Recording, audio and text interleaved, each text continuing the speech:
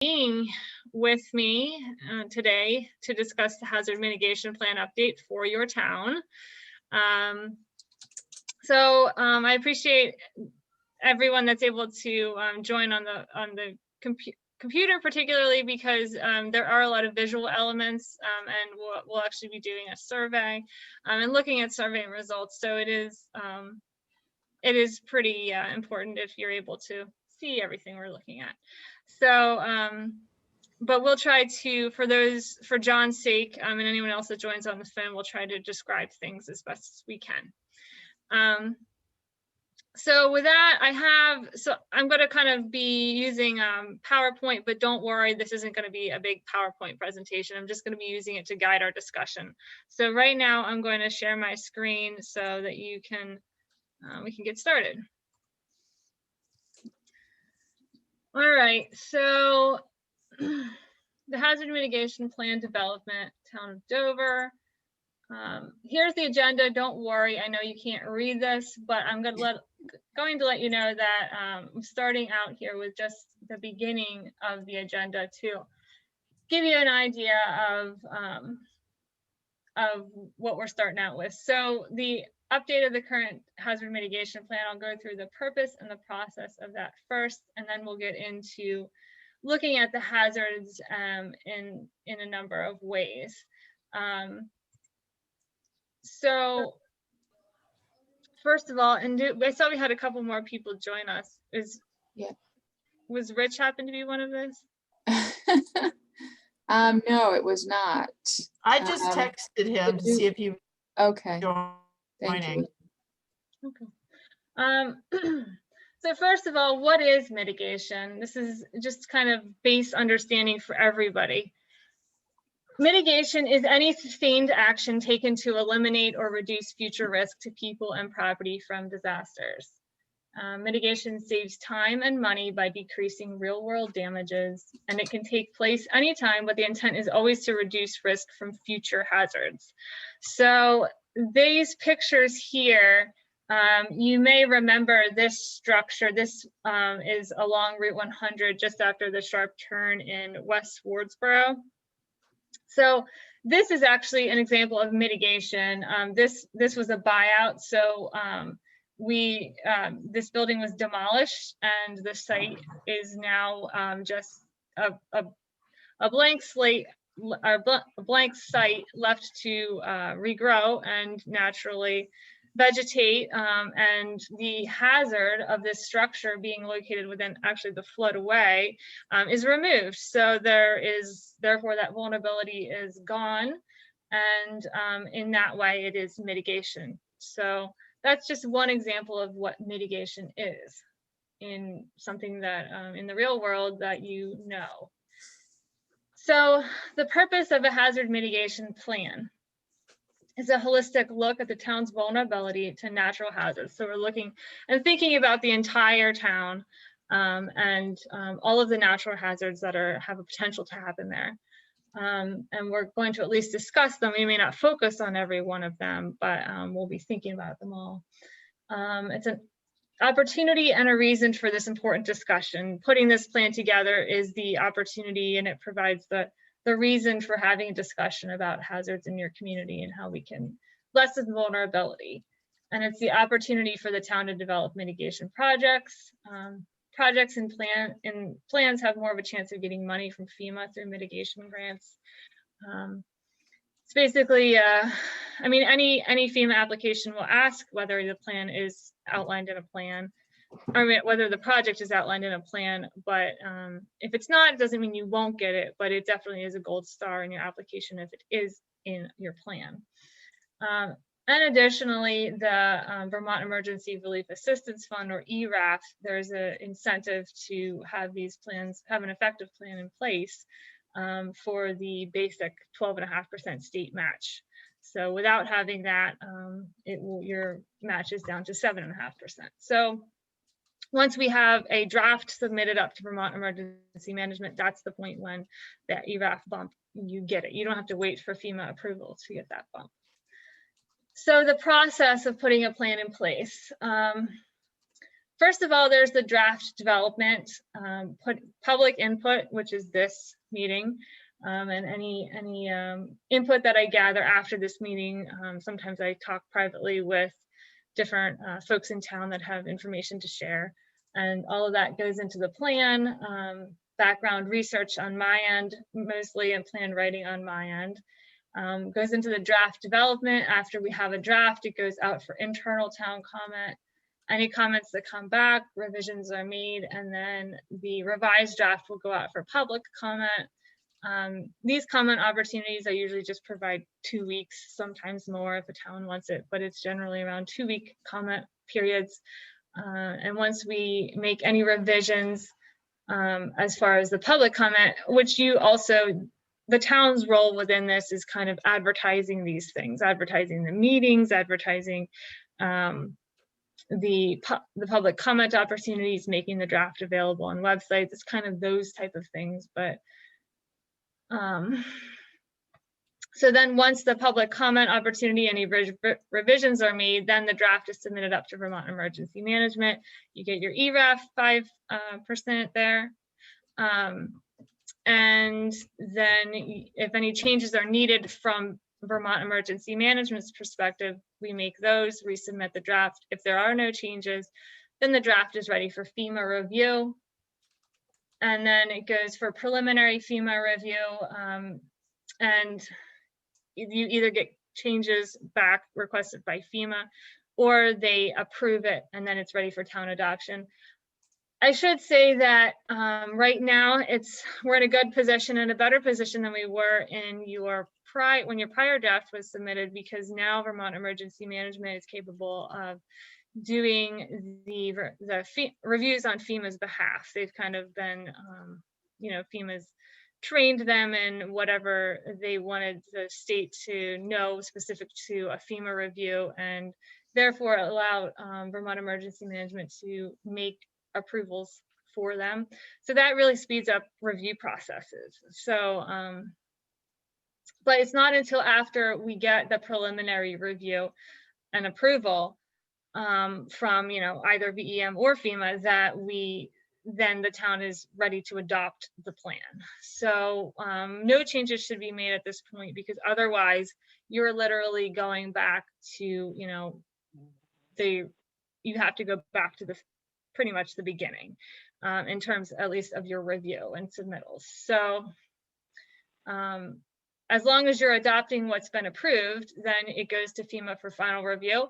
And once we get final approval from FEMA, that starts the 5-year clock ticking, and that's it. Then a final approved plan is required for receiving any FEMA grant.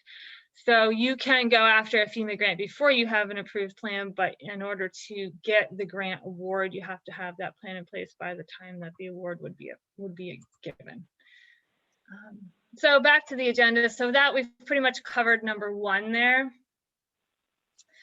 So now we can get into discussing, well, before we do that, does anybody have any questions? Let me just end the share here. How do I get this end the share? Where's my thing?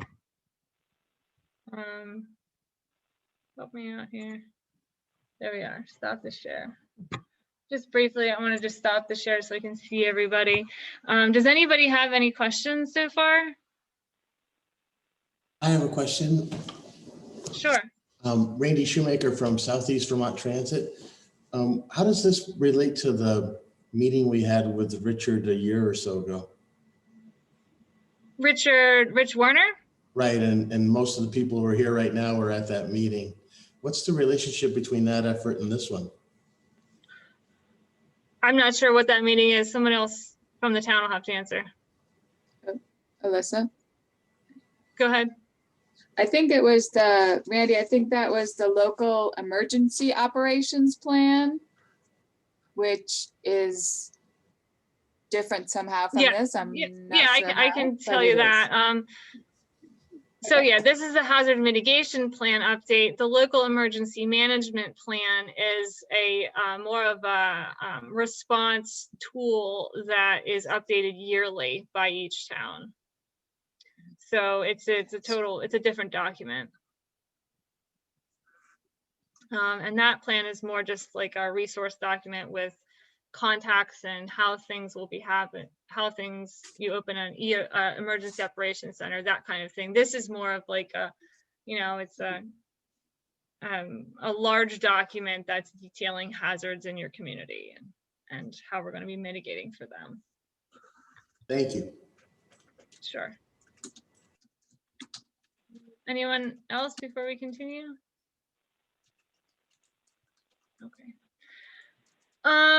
So let me just turn it back here. And I wish I could see you all while I'm doing the PowerPoint. It makes it a little bit harder, but that's the way it is. So I'm gonna go back to screen share and continue on with this discussion a little bit. So for the hazards, first we can discuss hazards that have occurred since the last plan. And then we'll be taking an online survey, and some of you may have already taken. I put out a survey, that was a public survey intended for anyone that wishes to take it, that not necessarily anyone attending the meeting, but the general public that may not attend the meeting. It provided an opportunity for folks to weigh in, even if they weren't going to be here today.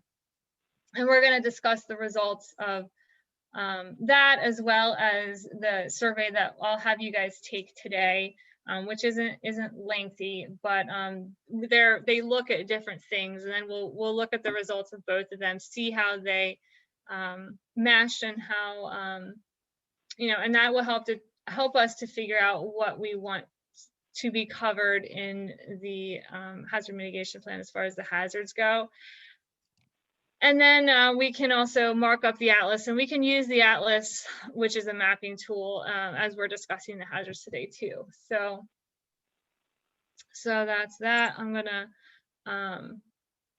I just want to go back here and stop the share again, just so I can bring us into discussion mode and we can see each other as far as hazards that have occurred. So your hazard mitigation plan now expired in 2015, or it was written, I think it did expire in 2015. And so we're thinking about this 5 years since then primarily. And so what kind of hazard events have you experienced in Dover in the last 6 years? I mean, we're in the midst of a pandemic. So, I mean, we're experiencing that hazard, which is, it's a natural hazard, actually. So we can put that down. But what stands out to you as far as living in Dover? What are the things that that you're concerned about and that you feel happen, or maybe there's anything happening more frequently than it used to, or? Well, in Eastover, there are certain sections of town that lose their power on a very regular basis. Jeanette's waving her hand. That's a big problem because a lot of those places do not have cell service, and so communications and all the other things that go with losing power. And it's a very regular basis this happens. Yeah. Yeah, this is John Abel. I'd like to say that, yeah, typically I think we're seeing perhaps more heavy snows or ice impacting the power. That's one of the primary concerns, but it's also taking with it our communications as well. So we're losing our phone systems quite often during those. I have been talking with Vermont E911 and Fairpoint Consolidated about that. Yeah. And occasional wind events. Other than that, I think we've done reasonably well with heavy rains and washouts. I don't think we've been terribly affected on this side of the hill in the last 5 years.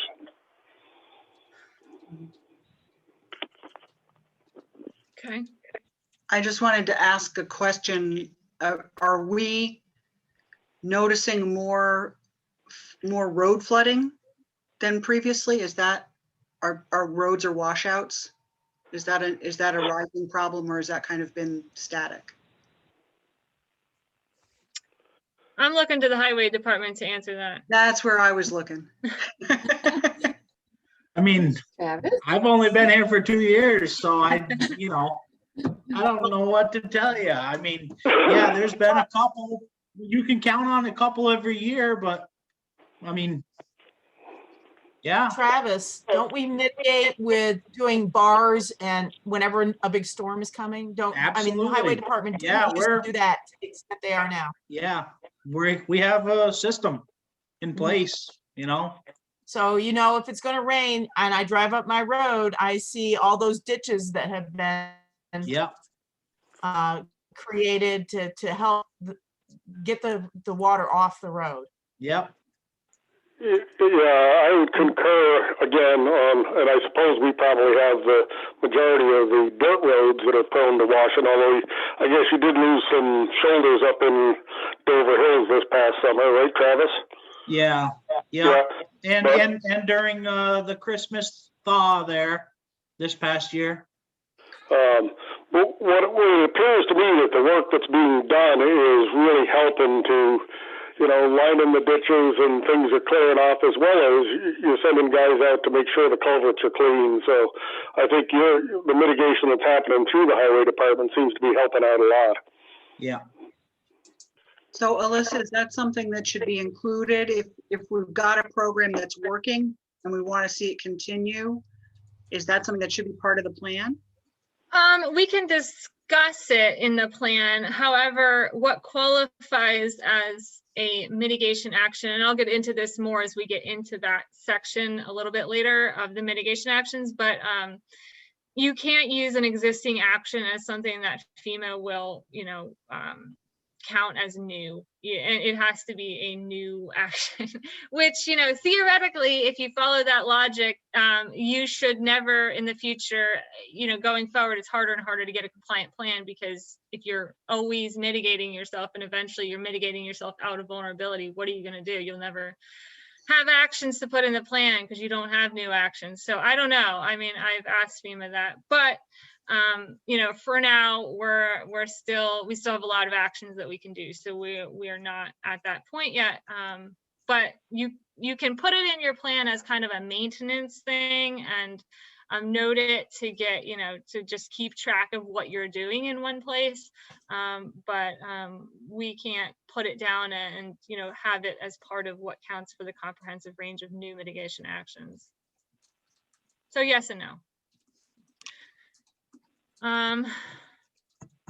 Anyone else want to weigh in on stuff before we take the survey? Because I wanted to kind of get your heads in this mindset of thinking about what you're really experiencing, in the town entirely too, before you take it. But okay, we have someone here. Well, I think, Andy has. Go ahead. I was going to say, I think we've taken a really proactive approach of culvert replacement and replacing them with bigger culverts. I mean, we've done a lot of things since Irene that has really improved our situation. I assume you have some ideas, but I guess some of us are not really sure what we're supposed to be thinking about if we're not experiencing some big problems. Yeah, we can get into it a little bit more, and I'll throw out ideas. Yes, I will look to you though for the specifics of what needs to be done in your town. Yeah, go ahead, Andy. So Alyssa, I guess building on Randy Shoemaker's question, I'm unfamiliar with this plan, and I'm not sure what the purpose of it is. I don't know what context we're meeting in. Is this simply a way for us to access grants from FEMA? Is this required by state law that we adopt one of these? I'm not sure what this is all about. I'm kind of lost, to be honest with you. Okay. Well, the plan is not required by the state. However, the financial incentive given by the state means that if you do not do this, if you don't have this plan in place, an effective one, then you are losing out. Your ERAF drops to 7.5%, which means that so following a federal declaration, the public assistance damages that you have, say you have, $100,000 worth of damage, just to make it easy. FEMA gives $75,000. They give 75%. That remaining 25% is matched between the state and the locals to cover it.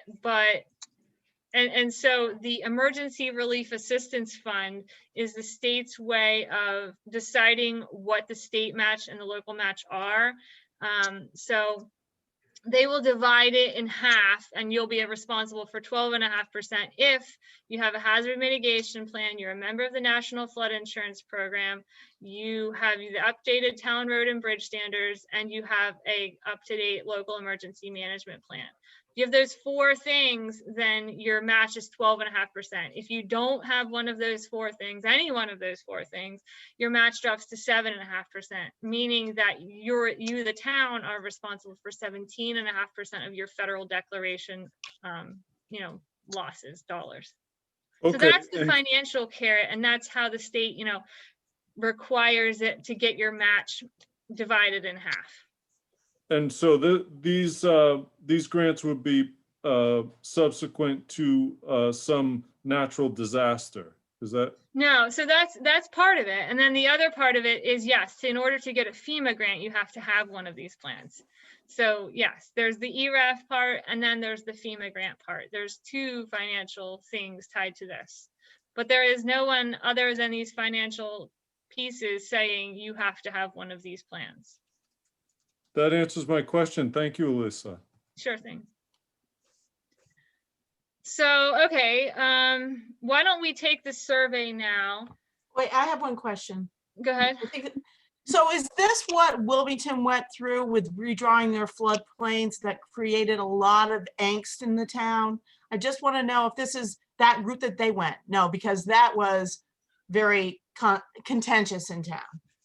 Yeah, no, I was involved with that effort, but that was in relation to them updating their flood hazard bylaw to include river corridors. Okay. So this is putting together the hazard mitigation plan, two separate things. But that being said, river corridors are hazardous areas, so we'll look at that. But it's not the same effort. So now we'll take our online survey. I'm going to share a link to that survey in the chat, and then I'll give you a few minutes to complete it. And because we have John on the phone, John, I can email you if you'd like. Sure, I'll see if I can get it in time to get it back to you. Don't we have the chat disabled? Yeah, we don't have chat. You don't have chat? Is there a way? It's disabled for public meetings? We disabled it for public meetings because it isn't recordable. Okay, that's a problem. So Jeanette, can you email it to Jeanette and she can email it to the rest of us? Yeah, but do you have everybody that's attending's email in your, because there might have been people attending that weren't invited by her. Yeah. Can I suspend? Can I I'm just wondering if I can allow the chat to do that or not. Suspend participant activities. I don't know. Tabby, do you know? You're muted. Oh, you're muted. You're Thank you. muted. There we go. There Sorry. you go. Yeah, you can go in under the details and then you can enable chat, but you may have to go in 2 levels to do it. Under security or? I think it might, one of the options might be under security, also under features. I'm not seeing. I don't see features. While you're figuring that out, I'm just gonna try. Now I was having trouble. Write with- it on a piece of paper and hold it up. Yeah. Um,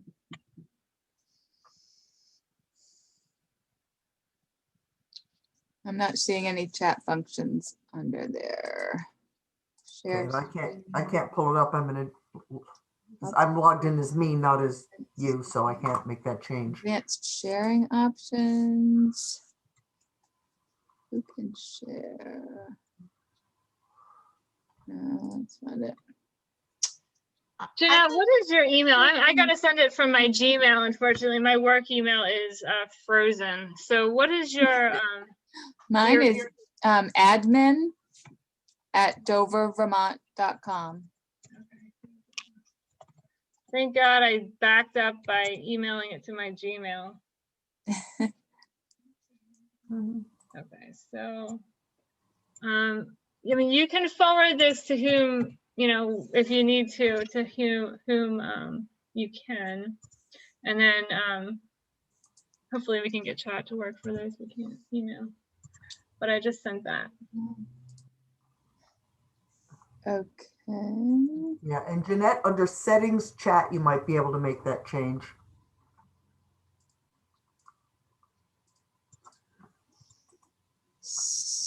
I don't, where's that, Tabby? I don't even see that. So if you go back into where your login is, there's a thing that looks like a sprocket that's settings, and then within settings, you may need to switch from your screen window to your Zoom window.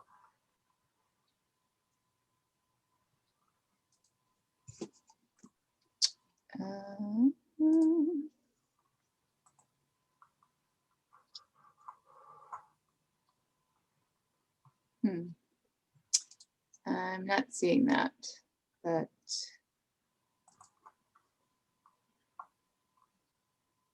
Okay. Sorry, I'm not the most proficient at this thing. But I can certainly email it to people. I probably have. You should have everybody. I probably have everybody because I am the queen of emails. Except the only one I don't know who Ian is. Is that Ian Boyd, perhaps? Okay.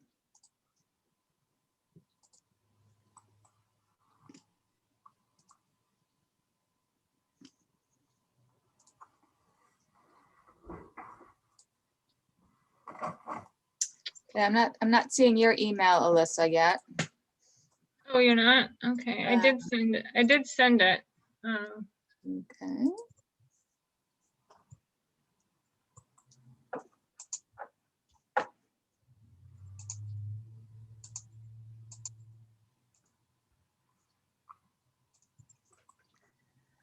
Did you get it? Address not found. You said it was oh crap.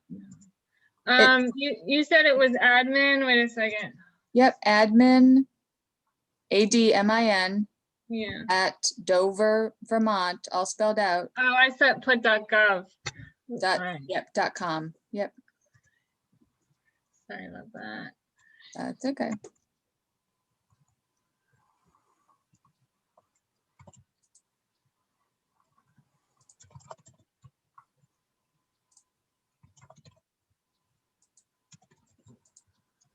Okay. All right. Now you're good. Now you'll have it. Hopefully. Okay.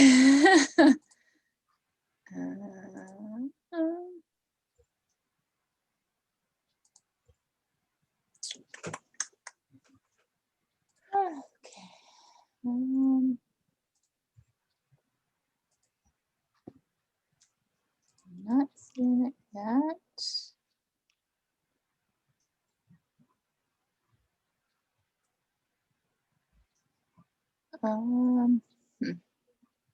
You don't see it still? No, I don't. Oh, wait a minute. There it is. Okay.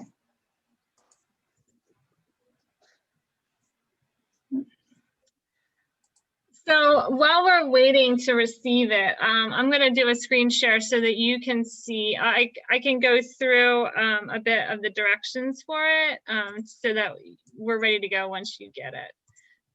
So I'm going to share this. So here it is. You're going to be answering the same question and ranking each hazard on, and this is first we're going to be looking at the probability of each hazard that we're thinking about, and the probability is another way of thinking about the frequency of occurrence or likelihood. And note that, I mean, this is not a scientific survey. This is, it's looking for the community's viewpoint on these things. So it's your own personal idea as to the frequency and of these hazards. So 1, 2, 3, 4 is what will be ranking each of this, and it gets more likely as you go up in scale from 1 to 4. So 1, unlikely to occur, so less than 1% probability of occurrence in the next 100 years. 2, occasional 1 to 10% probability of occurrence per year, at least, or 1 chance in the next 100 years. Likely greater than 10%, but less than 75% probability per year, or at least 1 chance in the next 10 years, and highly likely 100% probable in a year. So, unlikely, occasional, likely, and highly likely is how we're ranking these. This is, my way of, we normally do this quantitatively as a group, but it's very time consuming. So this is a way that we'll be able to do it as a group in a quicker way remotely. So next, we're going to be, after you do the probability of the hazards, then you're going to be thinking about the impact of the hazards. So this, we're going to be thinking, select, the question is kind of the same, but let me just show you here. So select your top 3 to 4 hazards of concern related to infrastructure in your town. So then you'll choose 3 or 4 of the hazards just by using the check boxes there. So that was infrastructure, and now you're going to say this is the same question, but you're related to life in your town. So hazards of concern related to life, your top 3 to 4, and then we're going to say the top 3 to 4 related to the local economy in your town. Because if you think about it, I mean, different hazards can have different impacts. Something could really affect life, but not necessarily the economy, or something could really affect infrastructure, but not necessarily the economy, something like that.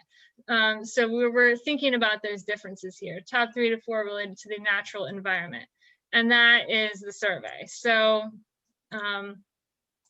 Jeanette, were you able to? Okay, so everyone should have. I sent it. Is everybody seeing it? Mm-hmm. Yeah. I think the only person I don't have an email address is Ian Boyd. Okay, Maybe and you sent to John Abel too? I did send it to John, yep. Okay. I think I got everybody else. It was just Ian that I don't have any email for. Maybe Ben or Dave Moulton, maybe. I don't know if you can forward to him. He got it. So okay, so now it's 3:35. How about we take we'll take 5 minutes to give you time to do this, and that's it. So I'm just gonna, at 3:40 we'll get back to it. Okay, so I'm just gonna pause the recording for now then, I guess. Okay. I can do that.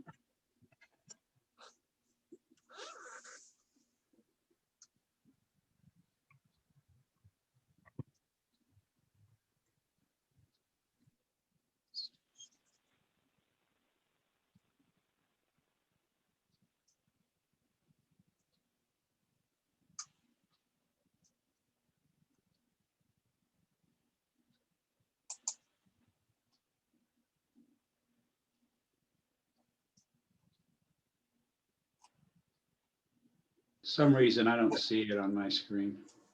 I may be doing something wrong. Did you click the Google link? Did you check your email? Yes?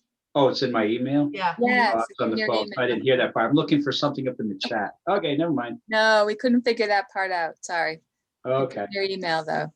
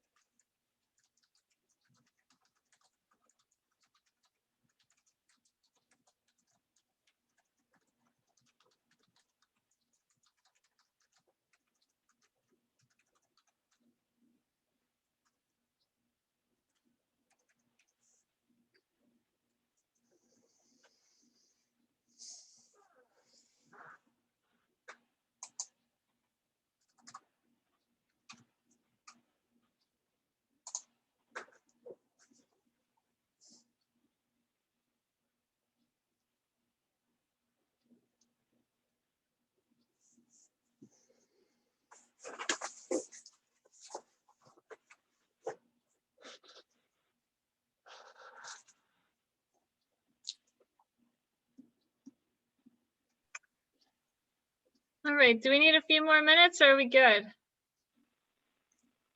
I'm good. All right, okay. So let's get on here. I'll do a screen share momentarily. All right. Okay, so we've got.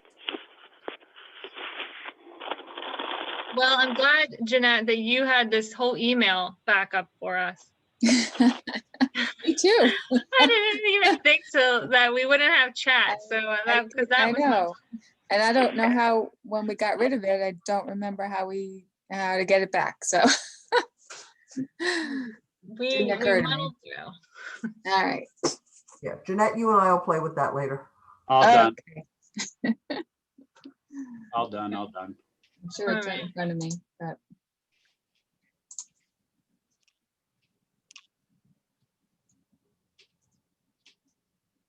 All right. I think is there anyone else still working? Andy, okay.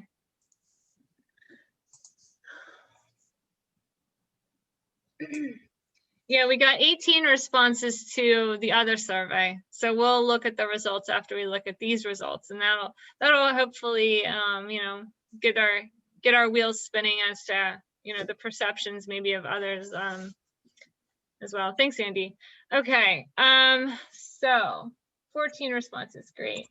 So I'm going to do a screen share here so we can take a look at this. I'm going to be seeing this for the first time, just as you are. So 15 responses, great, okay. So first now remember here, we're thinking about, let me just refresh your memory. We're thinking about the frequency of these. The probability is the first section. So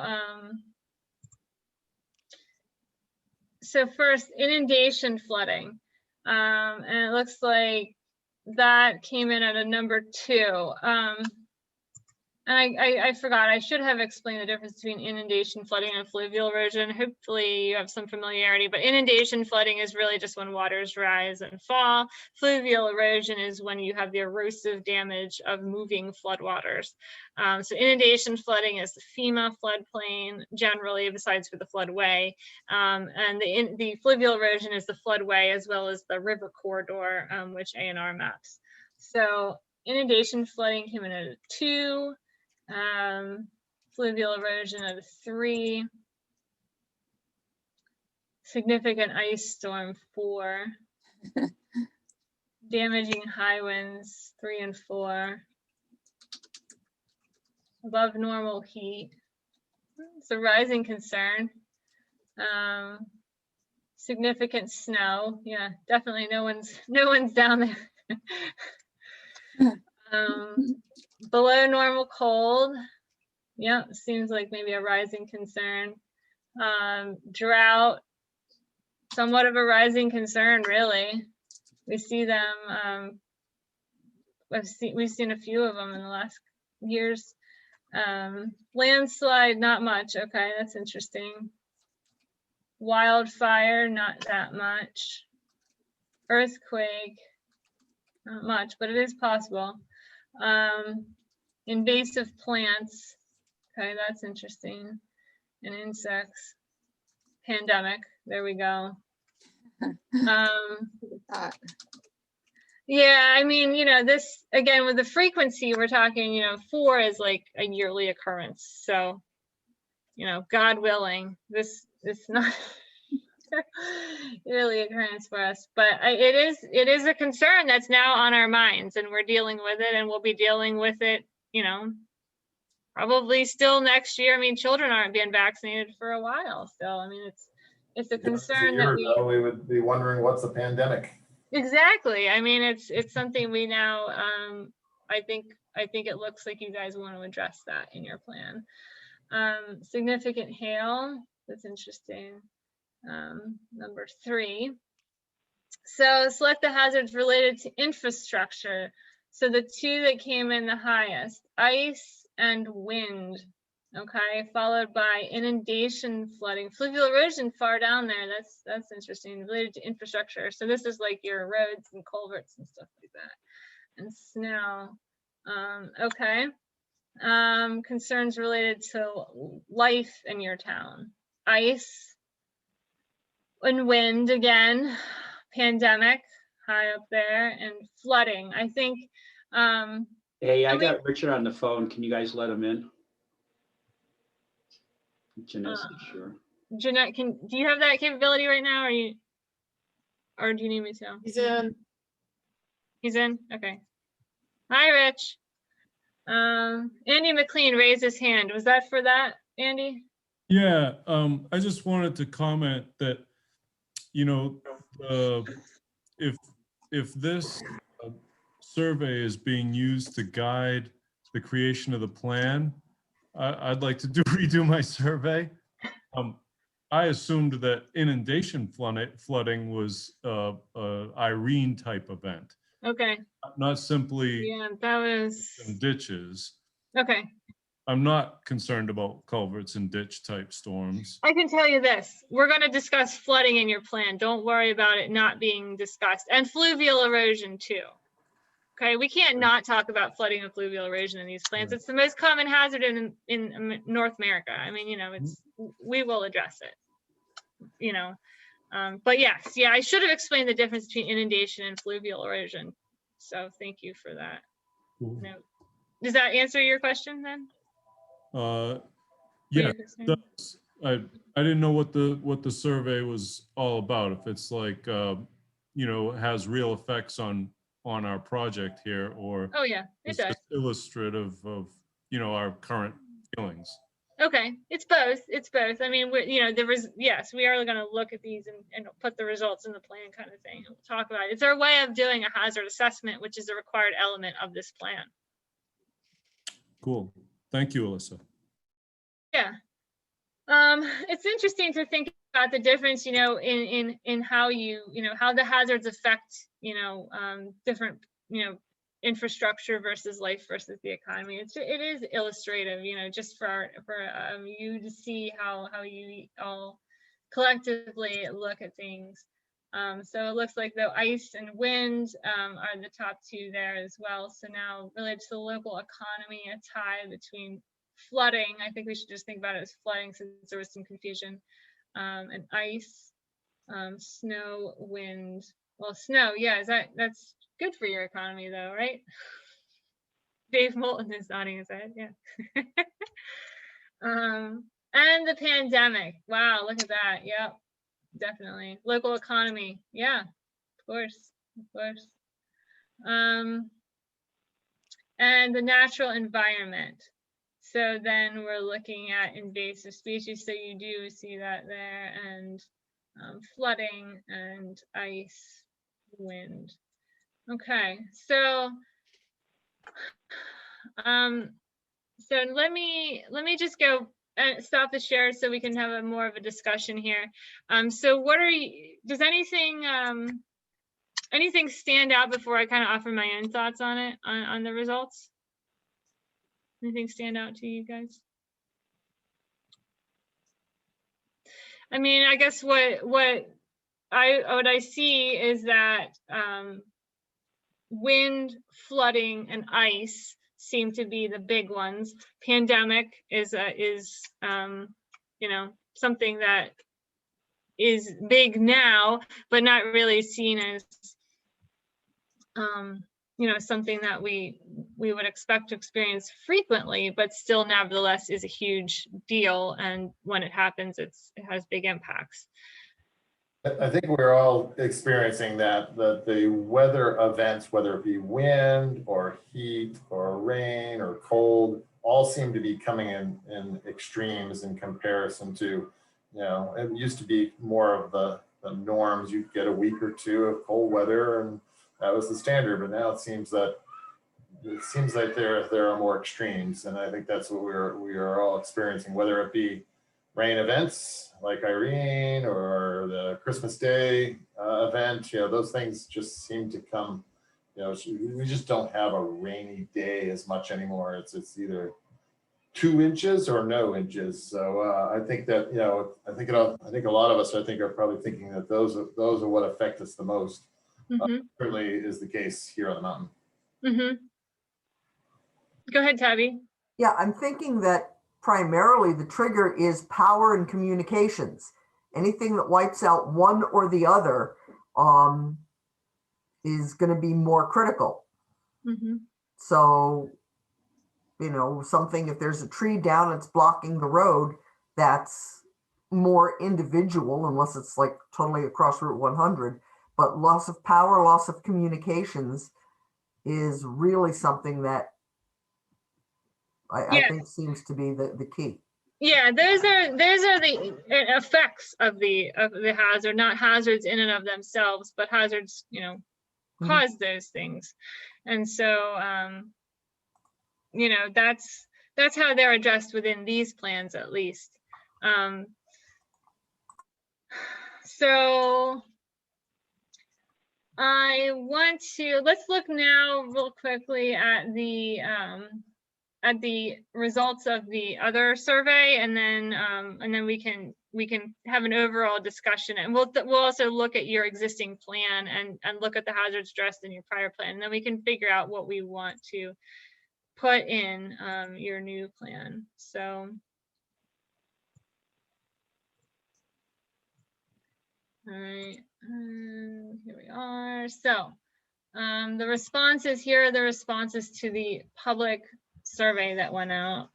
So how long have you lived in Dover? So this is more than, most people have lived here more than 5 years. So we had 18 responses. Did I just say that?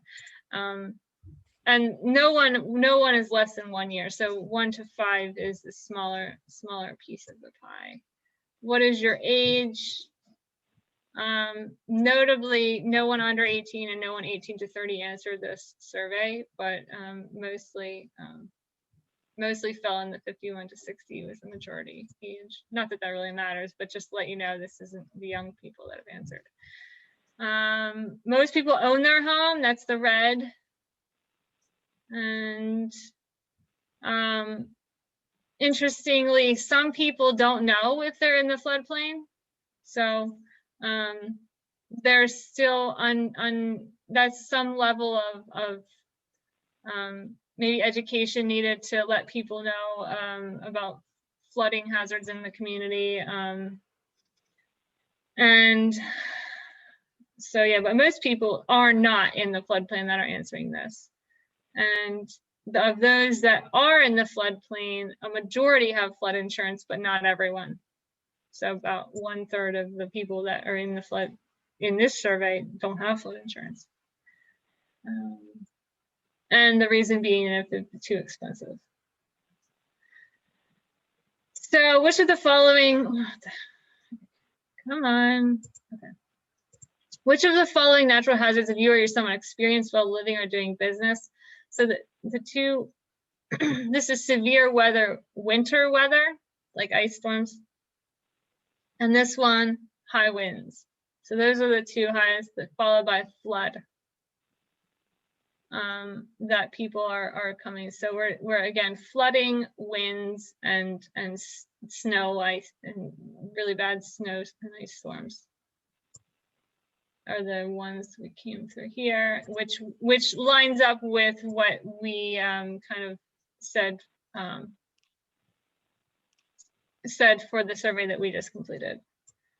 Which of the following hazards have you experienced? The man-made hazards have you or someone experienced while living or doing business in Dover? Structure fire came in the highest there with 10 responses, a few for hazmat and school safety issues, but mostly structure fires are the man-made concern. Top 3 hazards impact you. This was an open answer. Top 3 hazards you feel will impact you in the next 5 years. Extreme weather, which Dave was just discussing, and I mean in all forms. Severe weather, kind of that same sentiment there, winds, health emergency, pandemic, lack of full-time residents. That, you know, that characteristic of your town does impact you in terms of vulnerability and response to, and high winds again, flooding, snow, ice, winds, power lines, again, that's the effect of the hazard, flooding and blizzards, too much snow, too much rust, being dared to make a living by Vermont. Well, yeah. You know, it's difficult. Hey, Alyssa, I got to find out who did that one because that's a copyrighted saying that I have. Vermont dares you to make a living. So somebody cheated. I know. I knew that was you immediately, Rich. Are you sure No, I you didn't do fill that. that out that way, Rich? I did not. You didn't do that, Rich? No, I really didn't fill that out. How dare they? So I want to know who I want somebody to be honest and tell me who did that because they owe me a royalty. Vicky, you know all about that in the publishing business. Maybe you can help me out with this. Well, I did do this public survey, but I didn't write that because I knew it was yours, Rich. So It really isn't, but I'm really glad that it's finally catching on. Okay, so floods, flooding, flood erosion. Wow. Well, there you go. Flooding, big time. Winds, weather, severe weather. You know, this is so we're seeing some themes here. I hope you're seeing that. Higher tax rates, socialism, gentrification. That's an interesting response. Flooding, severe weather, winds, severe weather, extreme weather. You know, this is, I mean, that stands out. There's a lot of commonalities in those answers. What's gentrification? I don't know. It's a topic for another meeting. That was your answer, Rich, I think. That's, yeah. No, because I gave up on the socialism.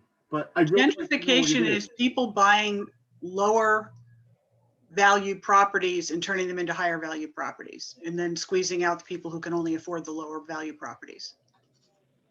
No kidding. Thank you. I really didn't know. I'm very serious. So thank you, Sarah.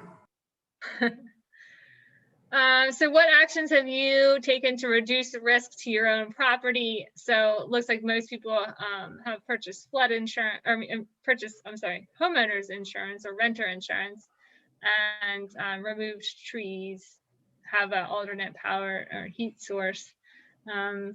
Yeah. So good to see nobody's done nothing. So that's good. And then let's see. What cost-effective measures should the town take? So this is what people think the town should do. Culvert and road upgrades being the highest, followed by improved natural stormwater management, remove structures in areas known to have risks. That's like buyouts, protect vegetation. So that header on the 66, number 12 with 12 is not appearing. It's a blank. This one? No, up above the 12 responses, 66.7. I don't see a description on that line. Oh, I know. This is just the way Google Forms does. You have to hover it here. It says improve natural stormwater management. Now. Yeah. Yeah. It's just the way Google Forms does. I couldn't find a way. There's no way to have it more visible than what this is that I could find. So in any case, that is that. So let me see here. Now what do I want to do? I guess I'll stop the share and we'll go back to looking at each other. So now we've looked at the survey results. We've looked at the public survey results. We've looked at our survey results. Now I want to share with you, I want to show you this again here. I'm going to show you, not again, this is something new. This is the table. This is the hazard table completed for your current expired plan. So what's highlighted in green are the hazards that were addressed in your current plan. So flood, fluvial erosion, structure fire, power failure, winter and ice storm, high wind, wildfire, landslide, mudslide, rock slide. So it's interesting. I mean, mostly I wanted to not tell you that what was addressed in your current plan until after we did the survey, because I wanted your own feelings to be out there, not impacted by just what you've already done and just saying, oh, well, that's it again. But notably, I think, and even through this our discussion, what has been highlighted as the hazards of concern are what is in green here, minus landslide, rock slide. That one seems to have to not be up there. Wildfire as well, I would say. Those two have kind of slipped in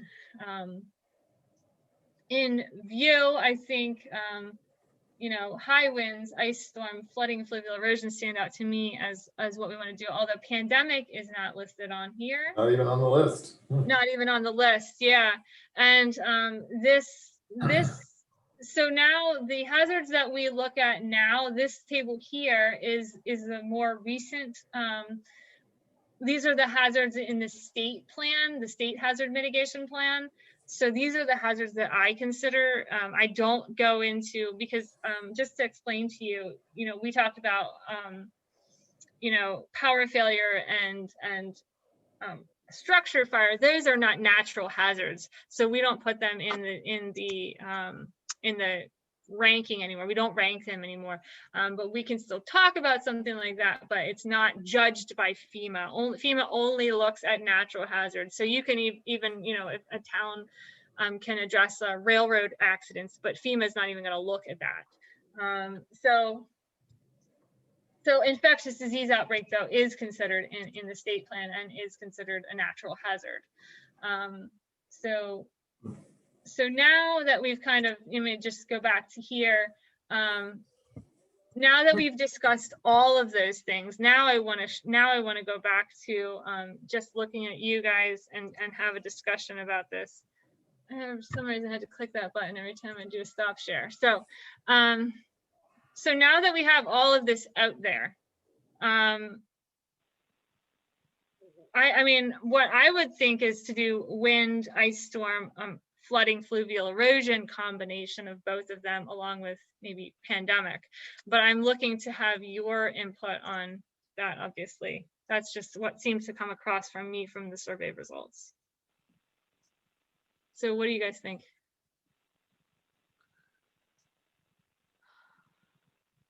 Yeah, Andy. So would our choice affect the funding from FEMA if we don't select a certain hazard? Would we not get the greater? No.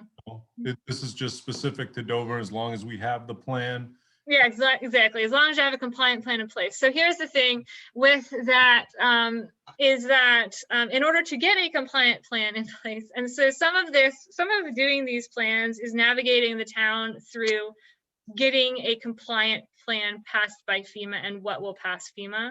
So in other words, I don't recommend towns addressing, a hazard just because they want to, if they have no way of mitigating that hazard, because a plan will not be deemed compliant by FEMA unless you are showing a comprehensive range of mitigation actions around that hazard.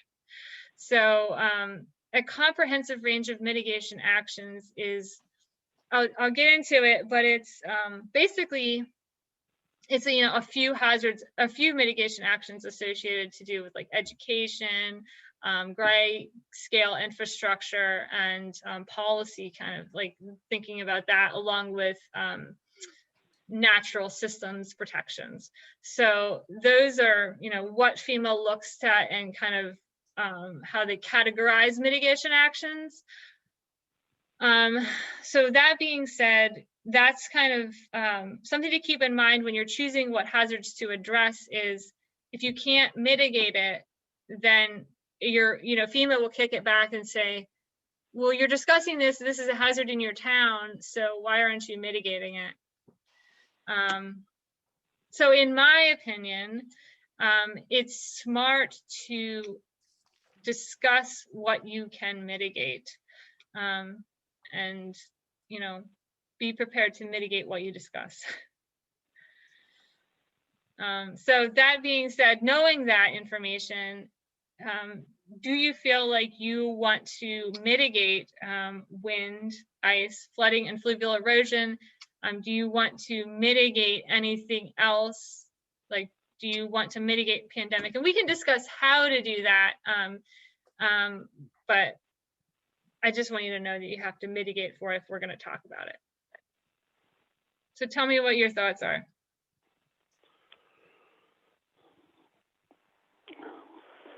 John Abel again. One of the things, the mitigation issue is, you could talk about it, but, I think one of the up and coming things that we're going to see around here is invasive species. And as long as talking about it makes it worthwhile, I'm all for talking about it, but I mean, if we just follow up with what the state's doing, for instance, with the ash borer, and that's the one that comes to mind, I think that's a big deal. 5 years ago, or whenever it was, 2015, that was identified as being town-wide. It does affect the whole town. It affects erosion. It affects fire load for wildland, and it affects the aesthetics of the forest. So it comes into the economy as well. But as far as how we mitigate the ash borer, that's a tough call, isn't it?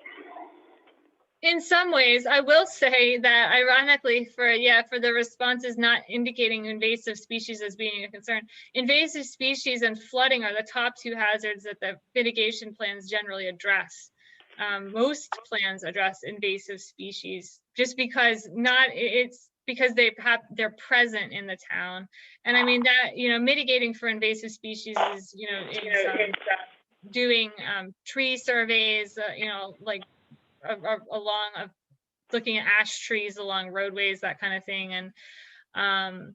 and putting into place forest management plans, and we can go into it a little bit more if you're interested, but it is a common one. Go ahead, Tabby. Yeah, just following on, because I had checked off invasive species on one of my survey things as well. But you're also looking at the waterborne invasives like Japanese knotweed and some of the other things. So it's not just trees, but as we're talking about erosion and flooding, what would happen if either the knotweed changed the properties of a stream and either made it more susceptible to flooding, or then brought some of the invasives downstream to somewhere that wasn't invaded? So that's yeah, and there's mitigation actions. You can do invasive species removal projects, and I've seen that towns put that particular to waterways. They do controls, and like Wilmington does invasives in their hazard mitigation plan, and they have strict measures around their ponds and that kind of thing. So like around boating and cleaning of boats, and making sure that they have someone that's responsible for looking at boats and that kind of thing. So so that's kind of the idea of how to mitigate for invasives. So what else? Keep going, guys. Tell me what your thoughts are on the hazards we want to address in the plan. Sure, go ahead, Sarah. Well, you had said that power and communication failures are the result of a hazard, they're not a hazard in and of themselves. But the reason for wanting to mitigate wind is because that's the direct result. That's the most common and most problematic result of a wind incident. You can't mitigate wind directly, right? But you can beef up the infrastructure that could be impacted by the wind so that it is less likely to fail, right? Yeah, that's exactly right. Yes. I mean, it's mitigating for wind is, to things like taking down hazardous trees, burying power lines, that also mitigates for ice. I mean, it is, trying to make the effects of wind less dangerous for your infrastructure is generally what mitigating for wind involves. Which is also what ice does. Yes, yeah, a lot of it impacts the exact same services. Yeah, a lot of it is a cross benefit for both of those hazards. Yes, and that would count, for both of them in the. So, and even with the ash tree, that invasive species also can, that's going to become an effect to our communication and power infrastructure as well. Mm-hmm. True. So go ahead, Vicki. Well, and this is not a topic I really want to talk about because there's not a lot of stomach, but if we had a drought in this town, we could have a serious problem.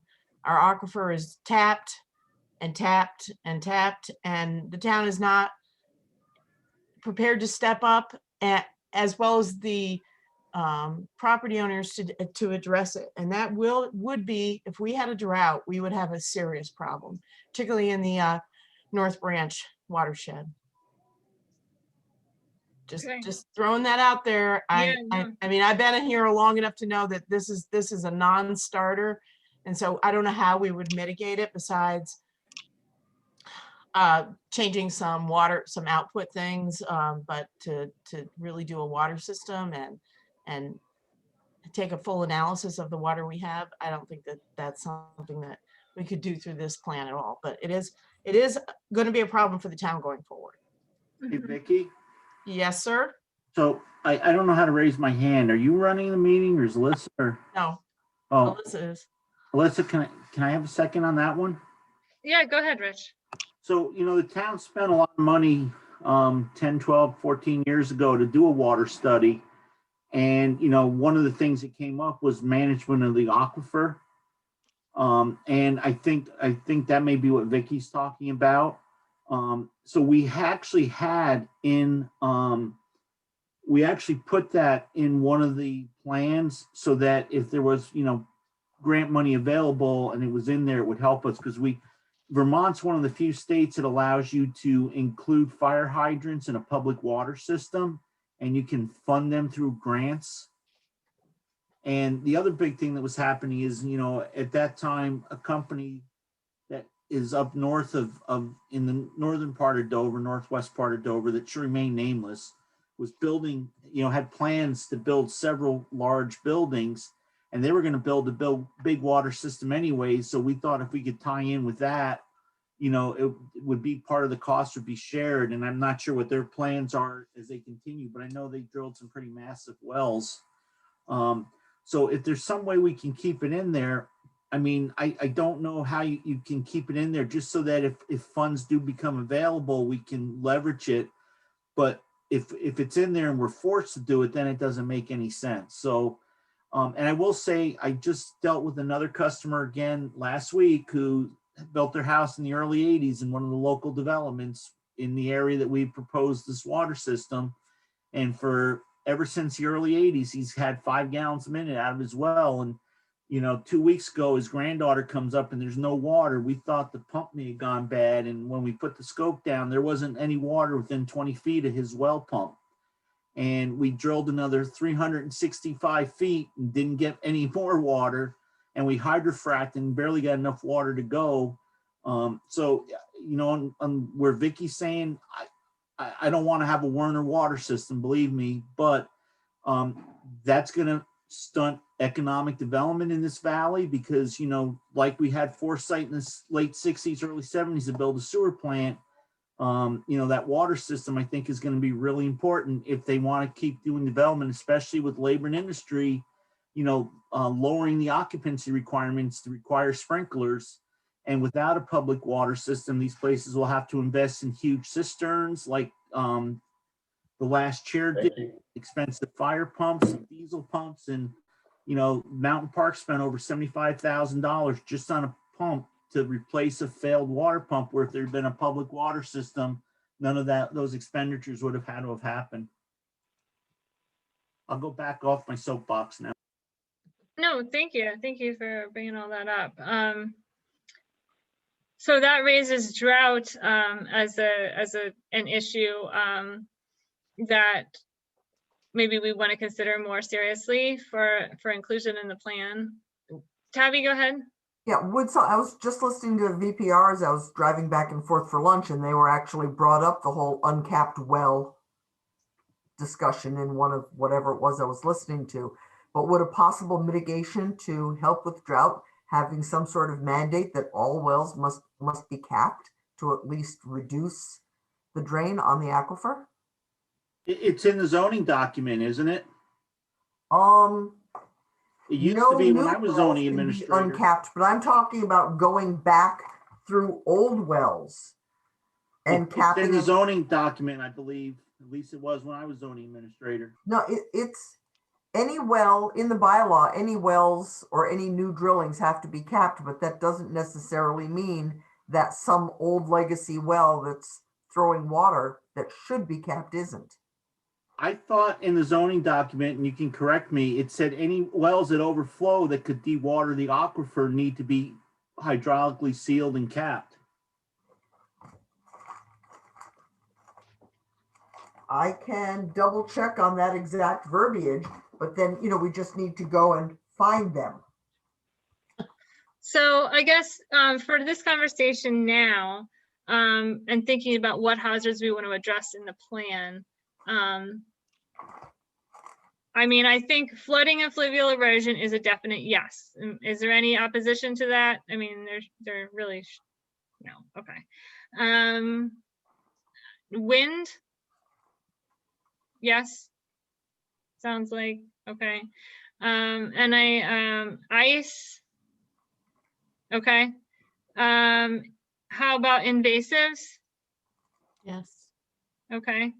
Do we want to do drought? I think we have to. So, yes. Okay, It- again, we're gonna have to mitigate for it. And what about That's- pandemic? Do you want to do pandemic? How do you mitigate? Well, good question. The things that you can do locally, I mean, obviously within a pandemic, we're adhering to CDC and state guidelines. And so most of the, I'm a little feedback on John's phone. John, are you able to mute your phone at all?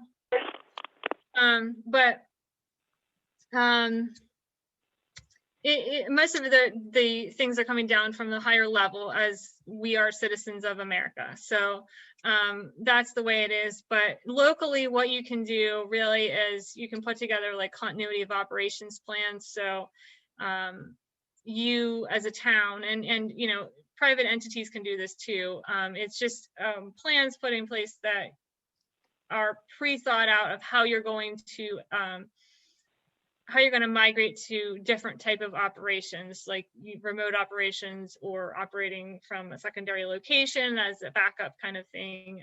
Both of those circumstances really, because you know, during a pandemic, generally you're going remote. So Well, I suppose it would also be much of what we've done this year. I mean, we've mitigated the pandemic. yes, by yeah, yes. saying masks, you know, yeah, vaccine. Well, I mean, you know, it's putting it, it's developing that specific plan. There are templates for continuity of operations plans, but that's like an action that you can, you know, a concrete action you can put in a mitigation plan related to pandemic as one example. I'm kind of looked to the state for others. This is, you know, somewhat of a newer thing, but that would be the primary one to think about. Is there any, so I guess I'm looking to you, do you want to put pandemic in your plan or do you not? And if not, can you tell me why not? Well, could we put it in the plan in the hopes that we would get better connectivity? Because a lot of that's going remote and there's a lot of people who have connectivity issues. So we could, to help mitigate the effects and to be able to function, we would want to increase connectivity. And again, that goes with, you know, cell and internet service. And that's something that we still need in this. Yeah, I mean, yeah, and if you, no, totally, yes, of course, I hear you. And yes, I mean, and I should say, you know, you can use, oh, we have this action in our plan in anything you're going for, whether it's, you know, some type of application related to connectivity grant or, you know, a VTrans grant. I mean, whatever grant you're going for, it doesn't have to be FEMA, where you can say, you know, this project is listed in our mitigation plan and you know, that be recognized. So, you know, yeah, we can do that. I guess we'll just put it down and then we'll see what we come up with. Alyssa, go ahead. I would be in favor of it, like Vicky says, for the connectivity, or to request, you know, money for fiber and for better connection. But again, most of the ones I've seen is then they require you to do this continuity plan and update that every year. And we could almost have a full-time person who's just making sure we update all these plans we send to the state, that when we have a flood, the state can't find because their command post is underwater, you know. And I'm against doing things where we have to jump through more hoops for bureaucracy. Like, again, you know, on the last call we had a few calls ago, where, you know, the state saying, oh, you got to fill out this form, even though there's no elections. We have to, you know, do the new hazard plan for the state, and then we're going to have to change it, or it's going to be no good because come May is when we're going to have our elections. So I'm good for things like that, but just to add more bureaucracy and more paperwork, I would be really against that, because I think it's foolish, especially in a small town like this. It's probably great in Burlington because they never know where the mayor is going to be. Okay, I hear you. I hear you. I mean, I guess what I would say is, if you feel like most of what you'll be able to do locally is just, you know, bureaucratic hoops or whatever that you're going to be creating, then don't be it. I mean, this is your plan. Doesn't matter. I mean, you don't have to address pandemic if you don't want to, and we can explain why, and if that's what you feel, then that's what you feel. No, I'm okay with doing pandemic, but not, not to have a continent, do up a whole new set of continuity plans that are very similar to the plans we submit every year to the state. I would do it if we could say, we're going to try to increase connectivity and increase availability of cell. And that's my one thing is it's almost like they force you into certain things. Yeah, well, yeah, I did explain that, in order to pass FEMA muster, you're going to have a comprehensive range of mitigation actions around every hazard you're addressing. So, I mean, yeah, you might get into some of that, but why don't we leave it on the, there, and then we'll see what we're doing with the mitigation actions and see if we can come up with anything, or if not, then I'll explain it away in the plan. Okay. Does that sound good? I'm good at explaining things in plans, to say why towns don't want to do things that they don't want to do. Go ahead, Andy. So Alyssa, if we get further along in the process and we have a number of things we'd like to address, and then we get to look at what sort of mitigations we'll need to be implementing, and we decide, holy smokes, that's too much for us, can we at some future point narrow down our focus and say, hey, for this one, we're going to focus on A, B, and C, and leave D, E, and F off for now, or are we more or less signing on to do the mitigations at this point? Yeah, let me just stand up. I'm getting whiter and whiter, so I got this thing. Okay, all right. Now, so the answer is, so these are it's a little complex, but these are 5-year plans. So what I would suggest is, you can phase out larger scale projects. That's kind of part of your answer. You can phase out larger scale projects, say, within this 5 years, we want to do this. And, but we realize we're not going to get to do the whole thing, or we're going to be doing this next one in our next phase 2, farther past this length of this plan. So that's one. Number 2 being, there's no reason not to include stuff in your plan. I would say throw it in there, because there's no problem. There's no slap on the wrist for you not doing something. FEMA doesn't care. FEMA wants to know what you did and what you didn't do, but if you didn't do something, they're not going to. I just let iPhone in, so I hope this is good. But there's no reason not to include it. And FEMA cares. You have to say, this is what we did and this is what we didn't do when you do your next update. But just because you didn't do it doesn't matter. You can just put it in your next plan and it'll be like already there because you've already thought about it 5 years ago. So I would say, don't worry about that. Just throw everything in there, throw it all in, baby in the bathwater, and then at least you're not going to forget about it. That's probably the bigger danger, at least in some ways. Sounds good. And in that case, I'm definitely in favor of coming up with a plan, or including in the plan the invasive species, and definitely the natural hazards that result in power and communications problems, and the pandemic and flooding. And so just to be clear, I just want to follow up on a previous question I had. If, say, pandemic doesn't wind up in our plan at all, and we address all these other natural hazards, and then there's a pandemic 5 years from now, and our plan hasn't mitigated for pandemic at all, that won't affect the money from FEMA. We'll still, because we have a plan and it's approved, we will. Okay, yeah. Awesome. It's more, yeah. In the end, my recommendation is do what you need to do to have a compliant plan, because there's no point in putting forward a plan that you want but won't pass FEMA muster, which is a shame in a way, but in reality, you just need to have a plan, right? And you want to have it, the FEMA check mark on it, because that's what gives you the money. So, I'm I'm a little bit of, I've done so many of these things, I get really jaded, but it's the truth and you got to know it, it's more, better for you to know it than just try to create something with rainbows and it's not passing muster. Thank you, Melissa. It's springtime, we're all jaded, but spring is here, so we'll be getting over it pretty quick. Okay, so on to mitigation actions. I think we should kind of go there. Let me call up my PowerPoint so I can reacquaint myself here. What is that? Is everyone hanging in there? Does anyone need any like a break? Do we want to take a break or are you good? Because I mean, we're getting into the meat of it now where we've figured out what we want to mitigate, but now we're going to do it. So do you want a break or no? Keep going. Keep going.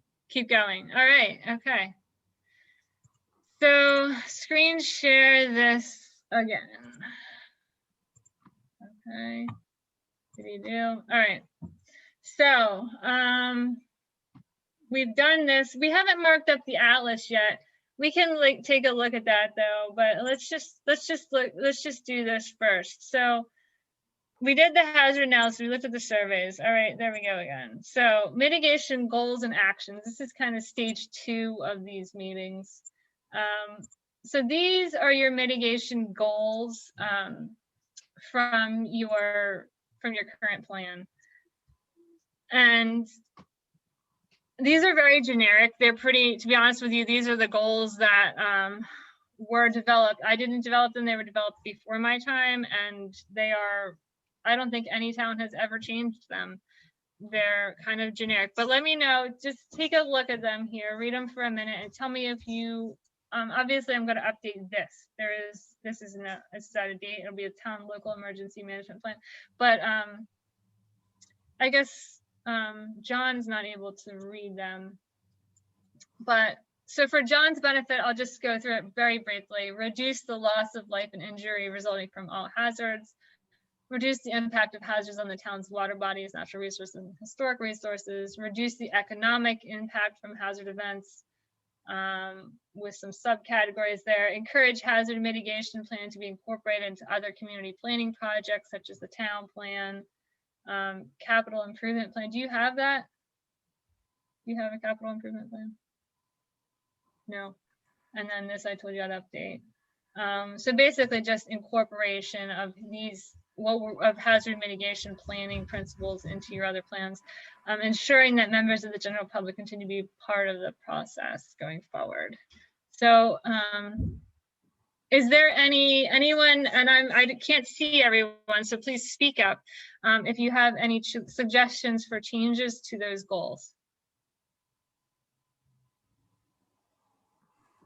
We do have a capital plan. I mean, what is considered a capital improvement plan? Because they have a plan, they put money away to upgrade buildings, equipment that is needed to take care of the roads and the highways and equipment. So, I mean, it's not called a capital improvement plan, but it's called a capital equipment and a capital building and a capital paving plan.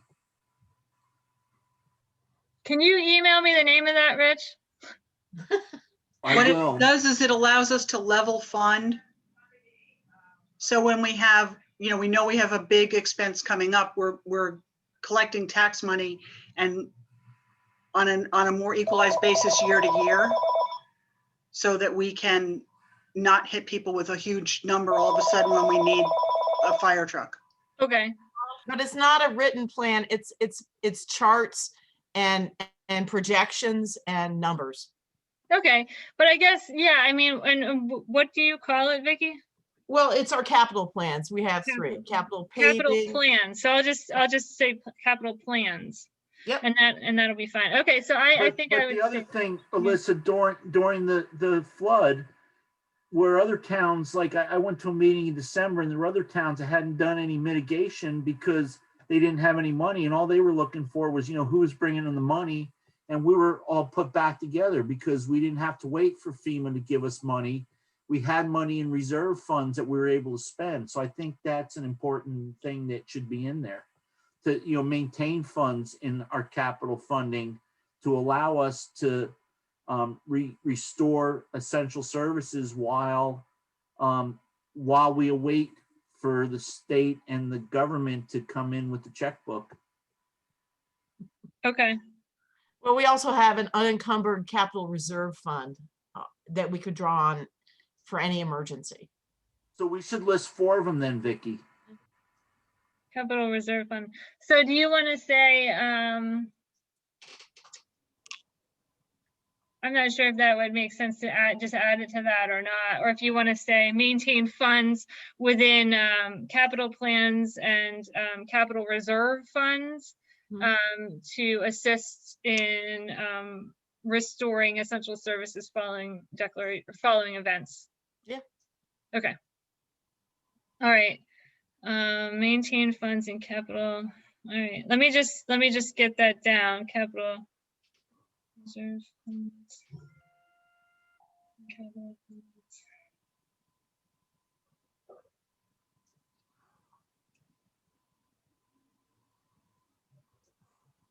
Okay. All right. I'll add that bullet there, and I'm going to. So I'll take capital improvement plan out, add a new bullet related specifically to funding, and then update this. Is that good? Okay. Thank you for that feedback. Any other changes before we go on? I wonder, Alyssa, if under the impacts from hazard events main bullet, under the last 2 bullets under that, it talks about infrastructure, public infrastructure and community infrastructure. If we should specifically mention power and communications, since it's been such a topic today. Okay. All right. Yeah. Where we talk about roads and bridges and things, but if we're specific about communication and yes, right here you mean. So this right here, add it to that. Okay. Yeah, I like that too. Yeah, that's good.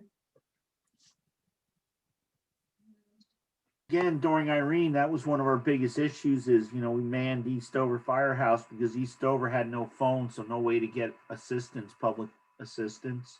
And, we wound up trying to get the cell tower, the cow over on the Cooper Hill. So I think that's a great addition, Andy. Thank you.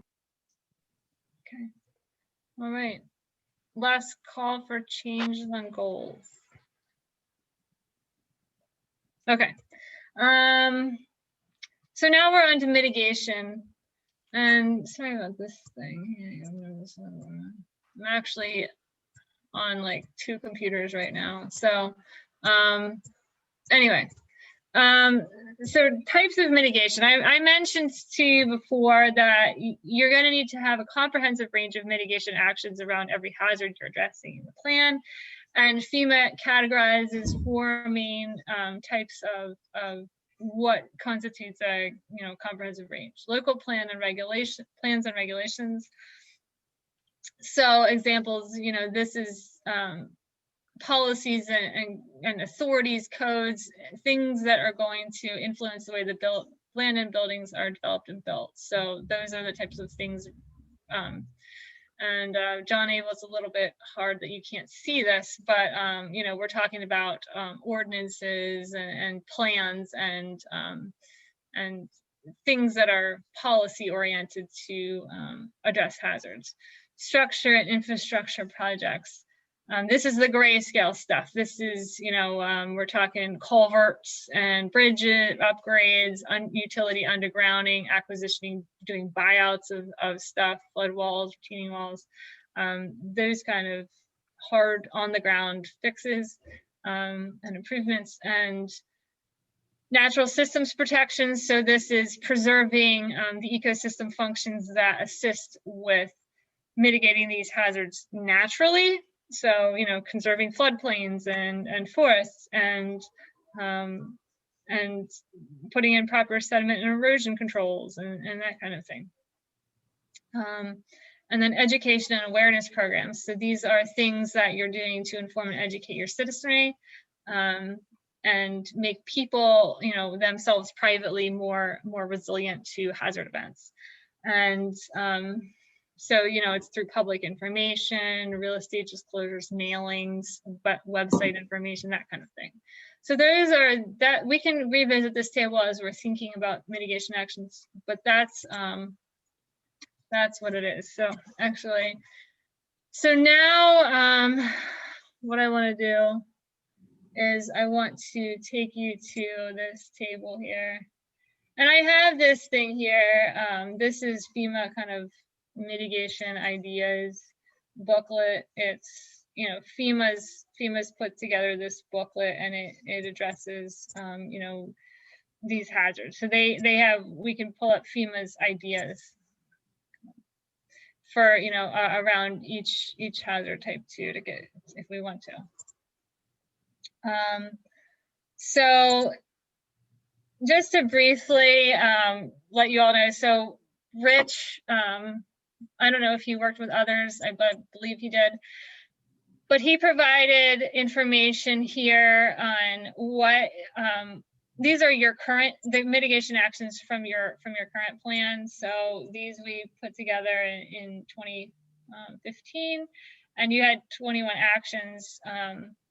What I have done is, and you did a lot. I mean, you did a lot. But there are a number that weren't completed, which is fine. There's no problem with that. But I did take those and put them in here as just kind of we can decide whether we want to have them, and if you want to maintain them being actions or not. And then, you know, we can add additional actions, obviously. So do you want to start out with looking at these kind of things that weren't done and see if you want to complete it, or do you have anybody have an idea you want to throw out there before you lose it or something? And I can't see you again, but I feel like it's important for us all to kind of see the spreadsheet as I fill it in. So I'm looking for you to just, you know, talk if you have something. Inventory invasive species. Okay.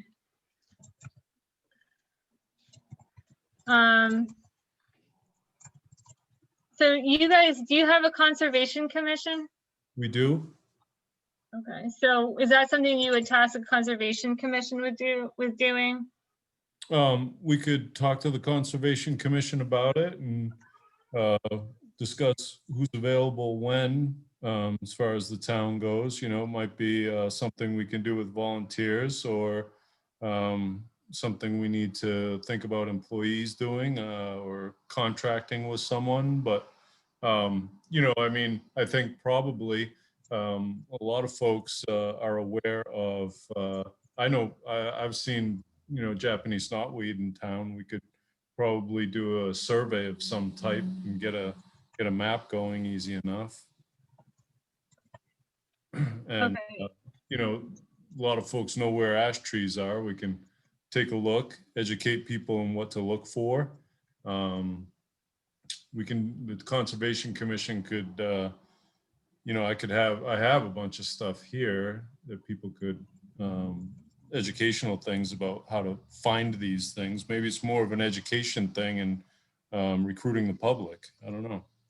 Yeah, I think that I mean, I think this is all good stuff. I think that that's 2 actions there. I mean, inventorying and doing internal stuff with trained volunteers or employees or what have you, as well as education to your citizenry on ash tree identification.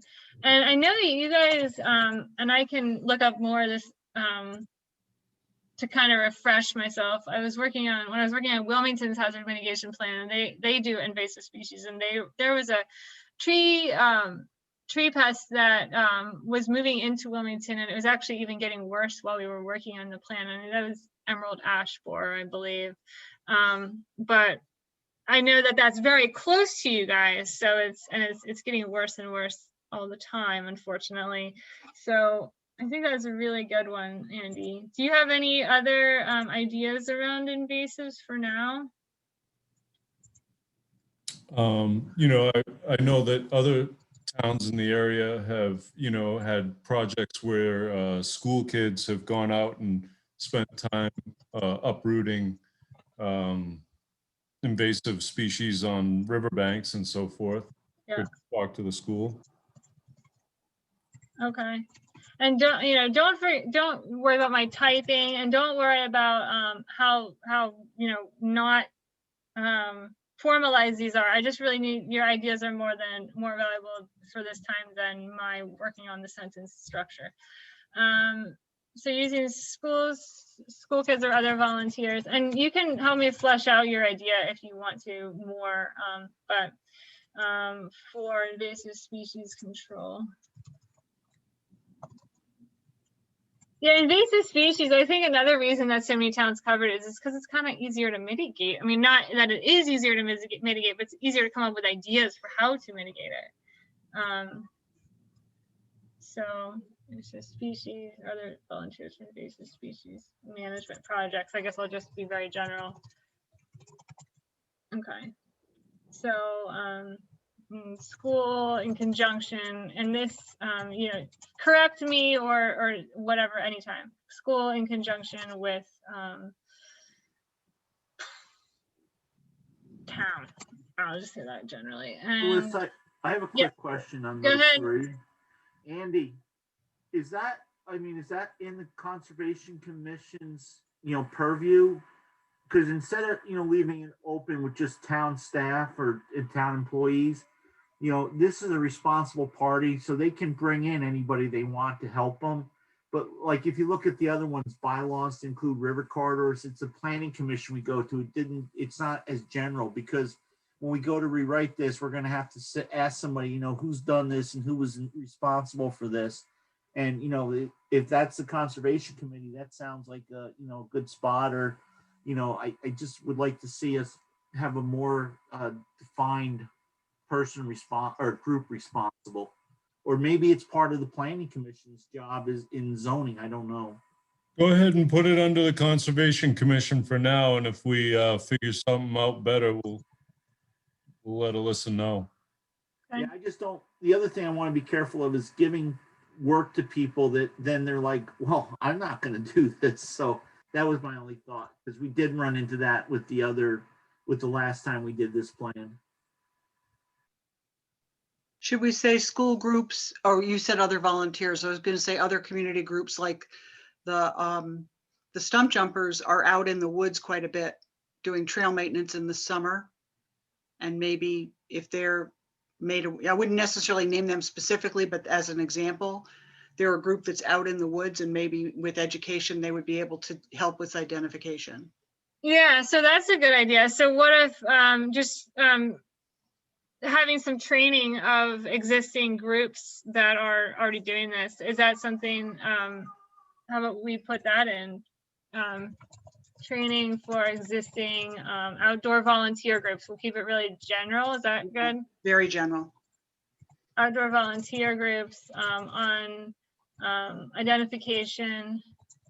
And this, you can do, identification of bugs too, of bugs and plants. So it's, and there's also, there's the state there's trainers that can come and do this. I mean, you can have a professional come and provide this training too. And you can even have, get certified. People can take training classes and get certified as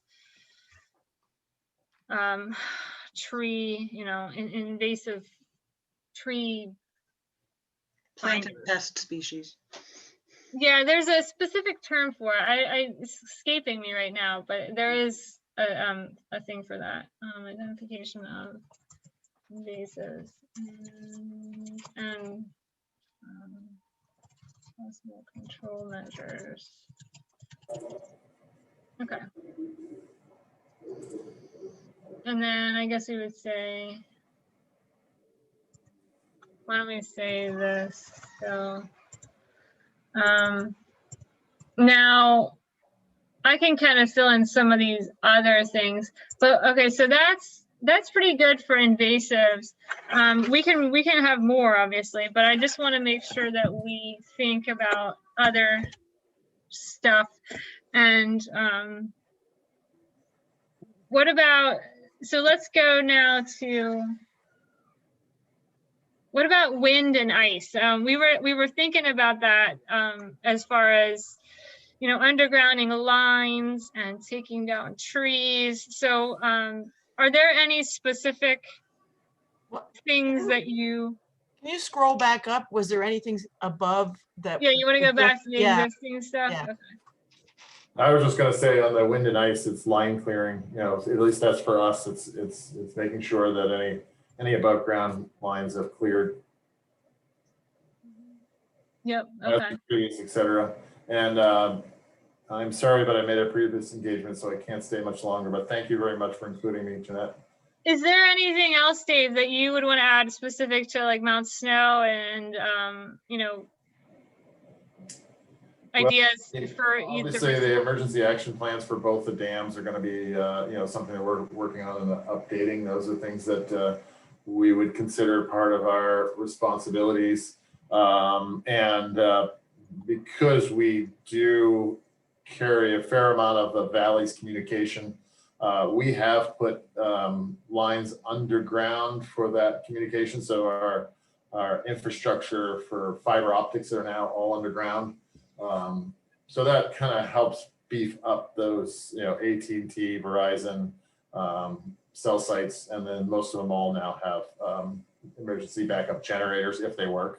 Can you email me with the actions that you, mitigation actions you feel that Mount Snow has taken in the last 5 years or so, and Sure. I will include, you know, reference and information about that in the plan, because you know, it's a good. We have to tell FEMA what we've done, so that's great to hear. Yep. Can you just? I think that we should put the updating of the emergency action plans for the dams. Can you name what dams they are? Yeah, so one will be the Snow Lake and the other is the West Lake Dam. Oh, okay. Snow Lake and West Lake dams. Okay. Liz, I got a quick question on that though. The West Lake Dam isn't in Dover; it's in Wilmington. So Yeah, sorry. Yeah. Is that in our plan or is that in Wilmington's plan? We can just make a note of it, Rich. We can include it here and just make a note of it. It's just to keep it all in one place. And you might care that it's been done, you know, even if you. But can you tell me of a time frame for that, Dave? I would think that we would have that sometime before the end of June. Oh, this year. Okay, both of them. Well, we've got to develop a little more. We have to implement a more detailed plan because of the updated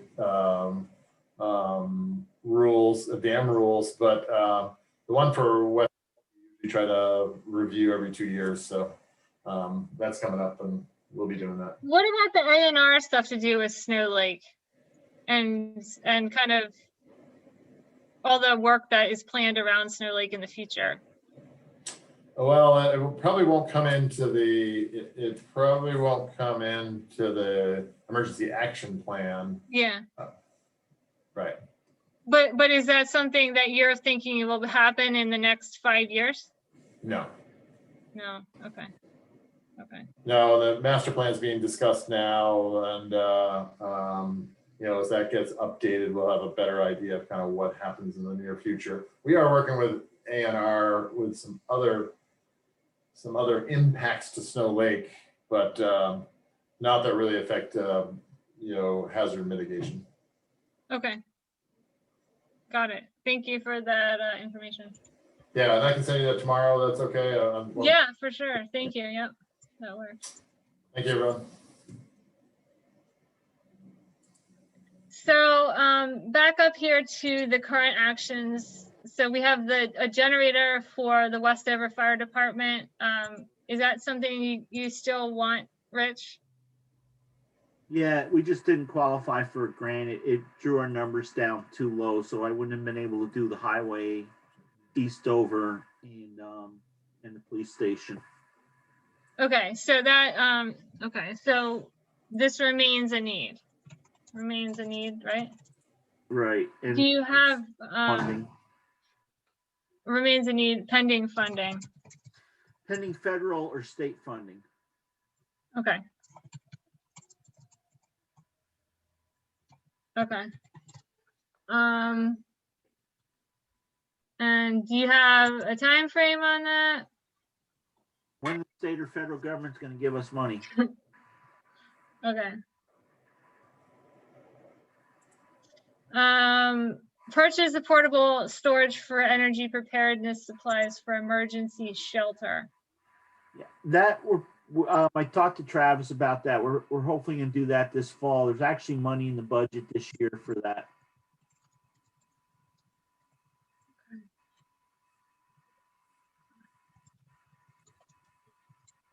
In the town budget?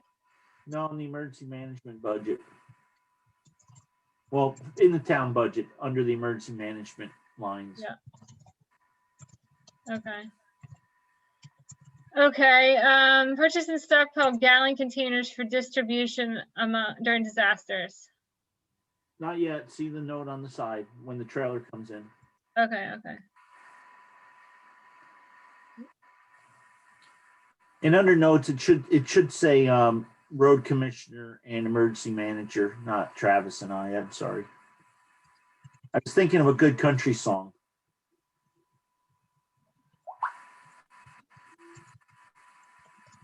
So you're buying a small trailer? Is that what I'm hearing? Yeah. Okay.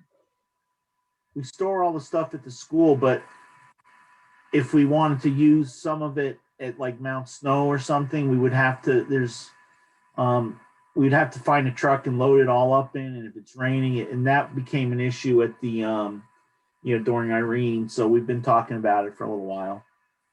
Okay. Replace bridge with larger bridge on Dover Hill Road by the East Dover Fire Department or Firehouse. Is that concrete bridge? Not yet done. Is that remain a high priority? It's yeah, let's keep it a priority. Okay. All right. So that's, I would say, is still pending, say, grant money. Yeah, that's gonna depend on funding and everything. Yeah. Yes. That's. I mean, FEMA, in some of their odd things about compliant plans, requires a start and end time for everything. Regardless, I understand that's not always realistic, or you can't know. Well, let's put something in there in the near term, short, midterm future, I guess, with all the infrastructure that's money that's going to potentially be coming. So let's put a 22, 23 or 22 to 4, somewhere in there. Okay. Okay. All right, develop program, and I'm gonna have to obviously revisit this stuff. I just need to get, with the time we have, I need to get ideas on computer screen. Develop program for assessing and removing potentially hazardous tree limbs near power lines. This is ongoing. This is still ongoing, right? Yes. Phil Saltshed, ongoing. Yep. Develop program for assessing and removing potential, what the heck? There you go, near power, no, that's a duplicate. Mm-hmm. All right, delete. All right, install pressurized water supply for firefighting in West Dover. Need to allow for quicker response, piping about 3 miles. Rich? This was kind of in there to help out with the water system if we went for federal funding. We'd also, with Mount Snow, when they went and put the, when they rebuilt the pipeline, we got, I think, 7 valves placed with T's and nothing on the end. So we could actually run a pressurized line down Handle Road and up and down Route 100 to assist in some of the developments. And we could run one into Kingswood because they don't have a very good system, and up towards Bears Crossing and stuff on Handle Road. And also we thought we could shoot across over to Stuger Road and protect some of the town buildings like the firehouse and the police station. And it's never going to happen. It's a lot of money, but it was in there in case we wanted to do something. So I think I would take Vicky's suggestion and do it, put it out to 2022, 2023. So, but the action remains the same, right? Yes. Okay. And I would change it from road commissioner it should be the fire chief. Should be in charge of that so that we're not overdoing the beating up on the road commissioner too much. West Dover fire chief, obviously. Yeah. All right. So Bank stabilization, Rock River. Trees are sliding into the river. Banks need stabilized. Road is at risk. Yep, Okay, that's the one that's ongoing still. started in 2020. Okay, got it here. Yep. Okay. All right, CFD. Okay, bank stabilization, Blue Brook, particular area just above the covered bridge, landslide issue. I went and looked at that, and I had talked to the previous commissioner about that as well, and it was not on the roadside, it was on the landowner's side of that was a concern, apparently. So I would remove that one. Okay. So I'm gonna take it out. I'm gonna just say, so it's to be removed, let's see, wait, to be removed because of, tell me why, because I get, it didn't directly involve any impact as far as our road or infrastructure. Private party impact only? Yeah, it was gonna affect the people across the river, not so much our road. okay. But to private property. Yeah. Okay. Yep. All right. Come on, there you go. All right, now do. All right. Okay.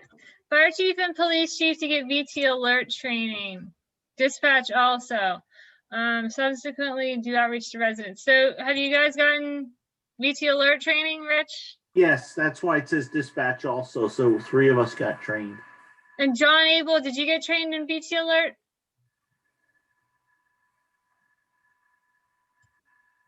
Is John still on here? I don't know. He wasn't in the training class with us. Okay. So maybe, so dispatch and Eastover fire remain a need? No, dispatch was trained. We had 3 people. Oh, We had the okay, fire okay. chief, police chief, and the dispatch. Okay, well, dispatch also trained. Here we go. So it's done. Yes, it's all done. Okay, so this can be removed complete. Is there any remaining, you feel like with VT alert, everybody that needs training in VT alert has it within your town? Well, I guess. I mean, I don't know how many you want us to train. I mean, we could train everybody in town. I don't know. It's up to. But you don't know if John Abel's been trained. I don't believe he has. No. So maybe that remains a need for Eastover fire. Okay. I can ask him. So then, yeah. So then the responsible entity would become the Eastover fire chief. Yeah.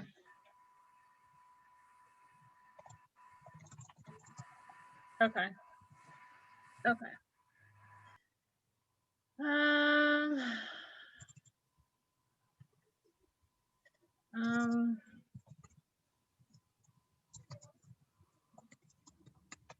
Okay. Bylaw update to include river corridors in the floodplain bylaw.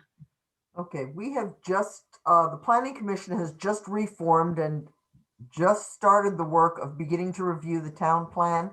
And for the additional river corridor information, we have to look at that and see if that will be added to the town plan and added to the bylaw. We do have floodplain stuff in the bylaw as a section, but the river corridor piece, how we're going to add that or what that is, how that's going to look, we're not quite sure yet. Okay, yeah, so if you're adding it into your town plan, that's just required by the state. But if you're adding it into your bylaw, then you're adding an additional regulatory piece. Is that something that Deborah wants to do? Well, we have to start discussing that and looking at that. Okay, but we can't put anything into the bylaw without it being in the town plan. So we have to discuss, and as we start looking at the town plan, we have to discuss the impact of doing a river corridor. As Vicky said, there was a whole lot of action going on in Wilmington about that. And so I think we need to look Yeah. at that to see how it will affect us and what Okay. changes. will But be- you want to leave it in here as an action? Yes, because Okay, it needs to be reviewed whether or not it gets done is. okay.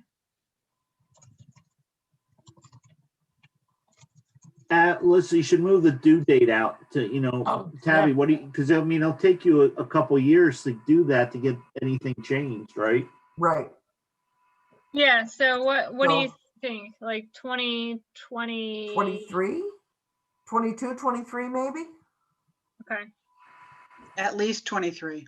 At least 23. so we'll say, okay, About 2023-ish? yeah. 23, 24, honestly. Okay. Mhm. Right. By then the state might require it. Mm. Oh, please. Floodplain administrator get further training. That's me again. Okay, And I've started digging and I've taken 1 or 2 of the classes. And as we go through, I'm going to get the full FPA certification, etc. But depending on which classes are offered when, I'm not quite sure how long that's going to take to complete. are you talking about the certified floodplain manager, the CFM certification? Right. Did I? Oh, I put CP. Yep. Okay, that's a pretty intense one. Yeah, but just to let you know, Tabby, I'm taking a training next Wednesday on substantial improvement. That's a really I think I forwarded that on to all the floodplain administrators, but I suggest that if you can find my email, or I can try to resend it if you're interested. Let me know. Just email me if you can't find it. Yeah. If you re-email that to me, I'll dig through because I may have missed that. Okay. All right. Okay, so now we're down. So that's all of the ones that were from your prior plan. And then we've added in the invasive species. So I think what I want to touch on now, we have to so Travis, what about you? I'm sure you have a wish list, right? About all kinds of stuff that you want to get upgraded and such. And this is really the opportunity to have your wish list somewhere else other than in your own mind or on your own desk. So I don't know if you have a bunch of stuff that you want to email me, or if you want to discuss it now, or if there's some big ones you want to discuss and email me a bunch of small ones. I've got a few. I don't really have anything super high on the list that's a must need right away, but I've got some things that I've been looking at.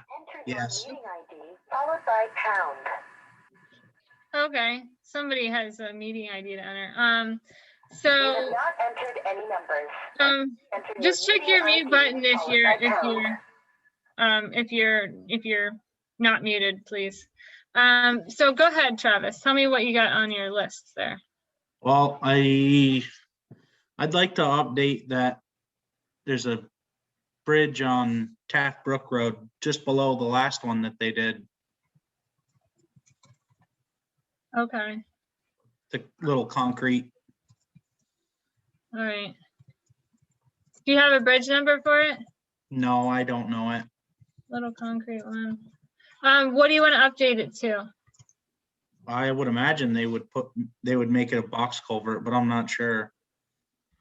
Okay, I guess, so I can put this in here now, but I'm gonna want to get a little bit of information from you, maybe, just basic stuff, like upgrading it from, I guess we can just say little concrete one, but if I could at least put like, and has there been a hydraulic study done on it? No. Has V-Trans have that on their list of to-do things or what? I don't know. I don't think so. This is just something that I've come up with that I think needs to be done. Okay, are you gonna bring it up to V-Trans? Yeah, when I get a report from them. Oh, okay. So can you tell me what is the report you're waiting on again? I haven't gotten any. Well, if you said you're waiting on a report from them. Yeah, when I hear something from the state on the condition of the bridges, they usually go around and check them. Okay. Okay.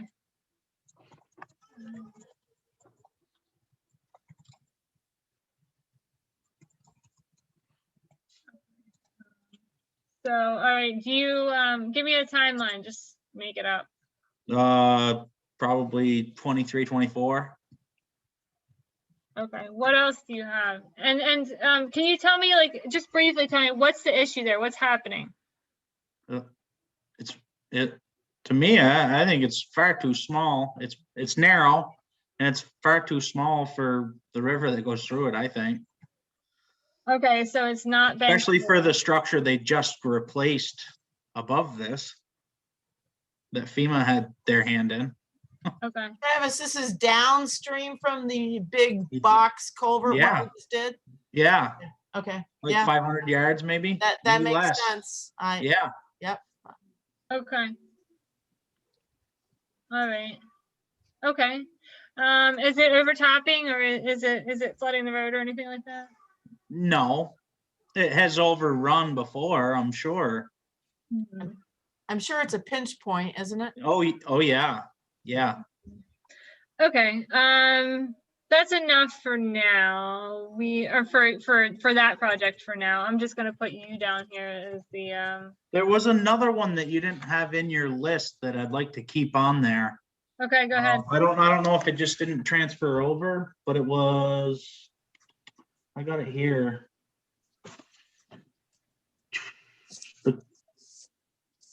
Then it's another one on Taft Brook.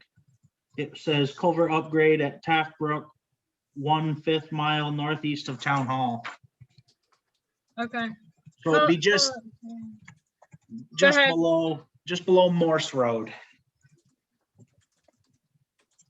All right. Culvert upgrade on Taft Brook just below Morse Road.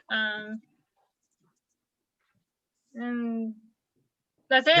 That one had a hydraulic study done on it that I'm pretty sure, but I'm sure it's expired by now because it was done. Bob had it done years ago, he told me.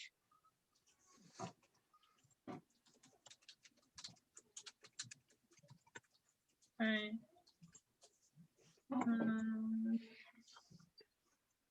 All right. When do you want to do it?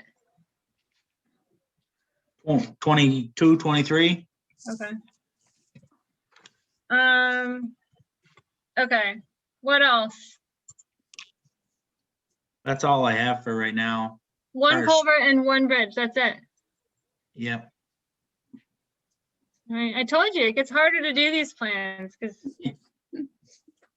you're mitigating yourself out of it. So okay, so we have snow and ice, ice and wind. So let's think about that as far as what are the issues in town where you're seeing trees coming down on power lines most commonly, or what can you do? What are your ideas for how you want to mitigate for that? Oh, I've been trying to do some tree removal as that's an ongoing thing as far as I'm concerned. Mm-hmm. And I have that in the plan. Yeah.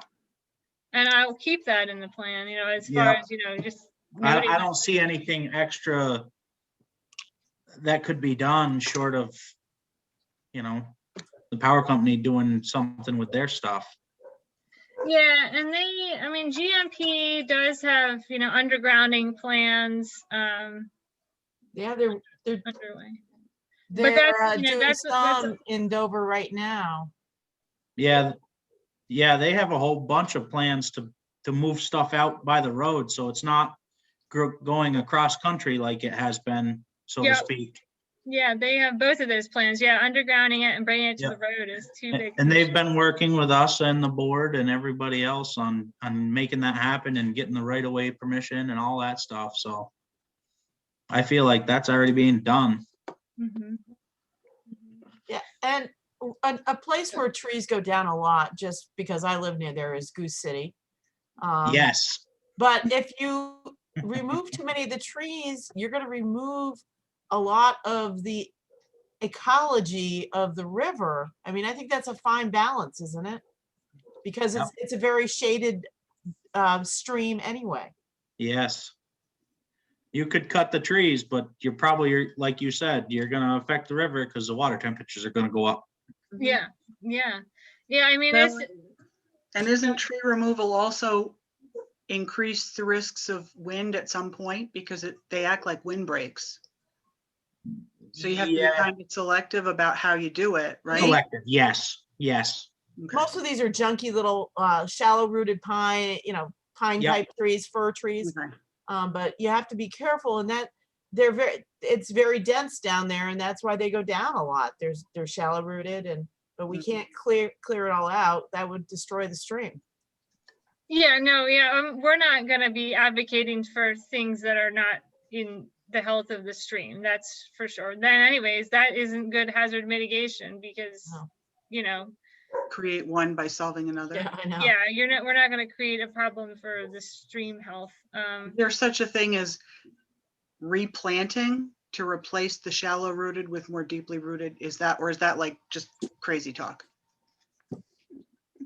I don't know about that. I can say that I've never seen anything like Okay. that. I can say that, there are, planting of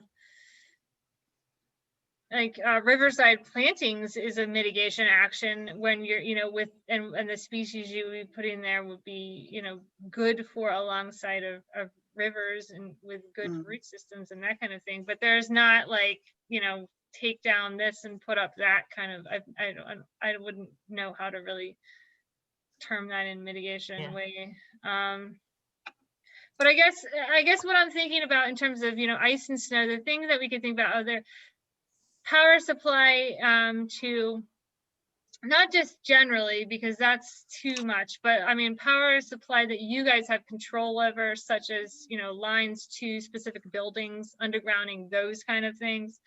Like, I'm just saying an example, like a line, to the town garage or a line to the town office or something, just making sure those that you have control and, over, they are mitigated. Is there anything you could do in that regard? I think you probably could, but the problem isn't normally the line that goes from Route 100 to the town office. It's probably happened somewhere else. It's not that particular small line. I get that. Yeah. Is there anywhere where it is that particular small line that you do have, you could impact? Not that I'm aware of. I can't think of any. As far as the electrical lines, is that what you're talking about? Yeah. Sorry. So I know, I mean, on Sherman Road, where power is off more than it's on, I mean, Green Mountain Power came through, was it last fall? And they cut down a lot of trees because our power comes, I think, from North Street area, like into Wardsboro. So they did try to alleviate some of the branches. Right, but it's nothing that's in our control. No, Right. I don't think so. I wouldn't want to tackle anything around power lines. So. Well, I mean, within your control, I mean, your fund, your property, the ability to make change, I'm just kind of trying to look here and see what we have as far as hazards covered, because again, we have to do this. Let's look here though, because I mean, I'm just telling you, we don't have enough, we don't have a comprehensive range around wind, ice, or we haven't even talked about drought and pandemic yet, but let me just look here. Let's just take a look at severe wind first, see what FEMA's ideas are.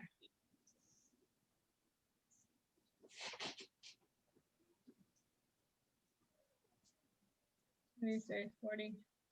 45. 45. 45. Okay. So,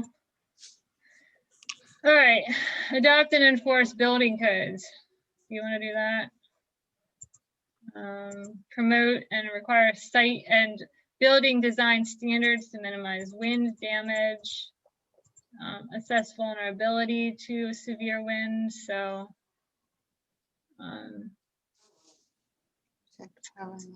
protect Maybe- power lines and infrastructure. So that's like what we were just chatting about, burying lines. Maybe part of an assessment could be reaching out to Green Mountain Power and seeing where the problem lies in a Sherman Road type situation, and if they have any ideas about what we could do. You know, maybe would, if assessment is part of a mitigation, then maybe simply reaching out to them and trying to figure out what kind of a problem we're looking at might be part of a plan. Well, beyond just reaching out, I mean, reaching out in and of itself and just having that phone conversation won't be like mitigation. But I guess if we could expand on that a little, Andy, and maybe say something like, I mean, I Create coordinate a map of- efforts with local power companies to identify and mitigate. Power and communication companies. Because Power and communication companies. Because really the most egregious ones are the consolidated poles and lines. Most of them are just really antiquated. yeah. With GMP and communications networks. What are, I mean, I don't understand though, like what is the goal with this? To get So- better poles, better my telephone line right now goes from a pole over the river to a barn to another barn just by insulators to my house. That's what I have for my communication line. So but that is something that you're privately responsible for, right? Or is that that's on your, yeah, so this So for our would be- town buildings, we don't have as big an issue with this because they tend to be on more heavily trafficked areas and have better infrastructure. But it doesn't help the people during an emergency. It doesn't help our residents. It puts our community at greater risk. Yeah, it does. Go ahead, Tabby. Would it be useful to have some sort of a way? A lot of people may notice trees leaning or a branch now, like a widowmaker hanging, but don't know what to do.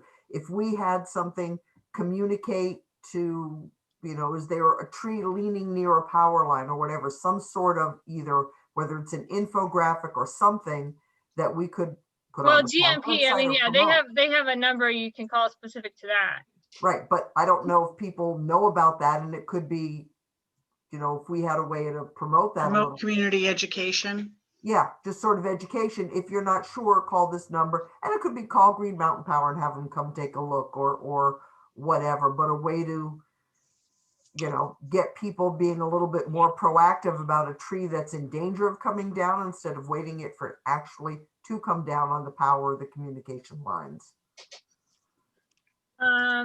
Okay. I mean, yeah, it would be just kind of directing them to GMP. Well, and also helping people to understand what they're looking at when they see, you know, that they notice. You're educating people on what to look for in terms of tree branch hazards with their power and communication, and then how to address it in terms of who to contact. Mhm. So it's a public education issue. Yeah, I mean, I would think you could put that on your town website. Don't you have an emergency Well- preparedness page? Yes, and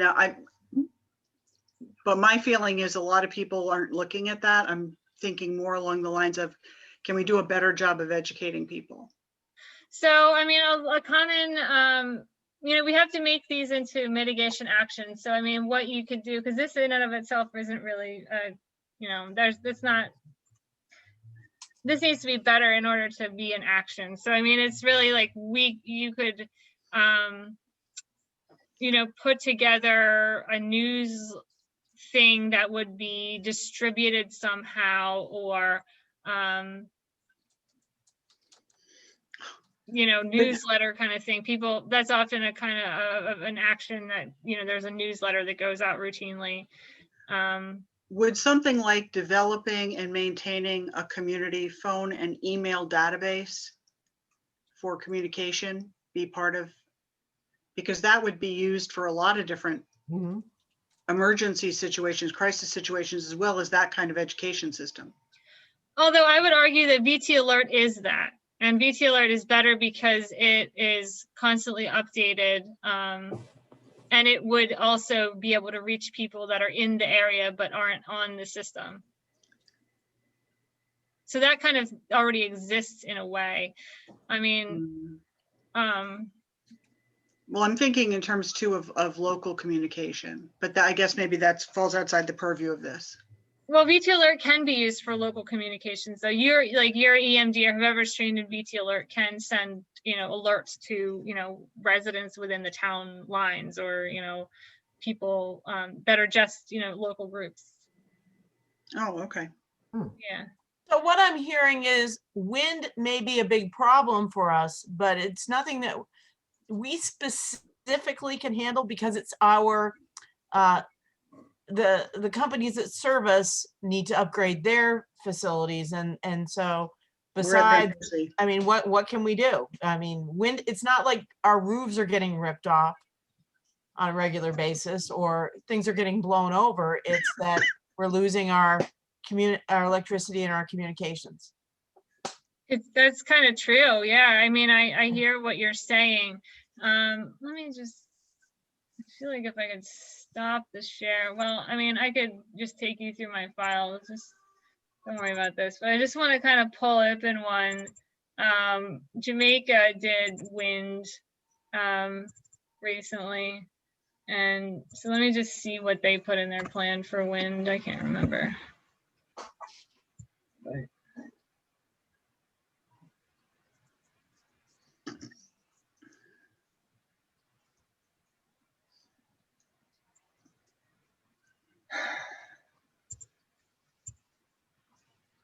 So high winds, so they put road crew members attend road maintenance and our chainsaw safety classes. Is that something, Travis? Do you need any training, or your crew need any training on that we can put in here that would classify?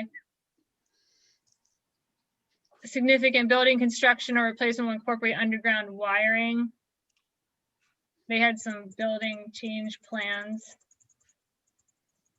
No, most of them have already taken the chainsaw safety coursing. Okay. So that's all they had. That's all they had for their wind one. Yeah. So there's no training needed. Okay. We have chainsaws, right, Travis? Absolutely. And it doesn't sound like you want to do underground wiring for existing buildings or building upgrades. Wouldn't that be done by Green Mountain Power? Not to your private resident. I mean, like if you, Okay. you know, they're going to do it along the roadways where they can in the future, you know, going forward, that's their hope. But, you know, this would be your own lines that you have control over, undergrounding them. I don't know that they have been a problem. Yeah, so that's where I- Buildings. it's not an issue like it is there, because they were having stuff on an individual stuff. Okay. So now I guess what we need to do is we need to talk. I mean, yeah, do you want to put wind in there? I mean, I can try and let me see if I can find, like, I'm just thinking of I'm trying to help you out with ideas here, but Wardsboro, I think they did wind. If not, they did. Let me just pull up this thing here. But I think they did. No, that doesn't have the hazards in it. Never mind. Sorry, but let me just. I'm just showing you some of this. This is what hazard mitigation plans look like.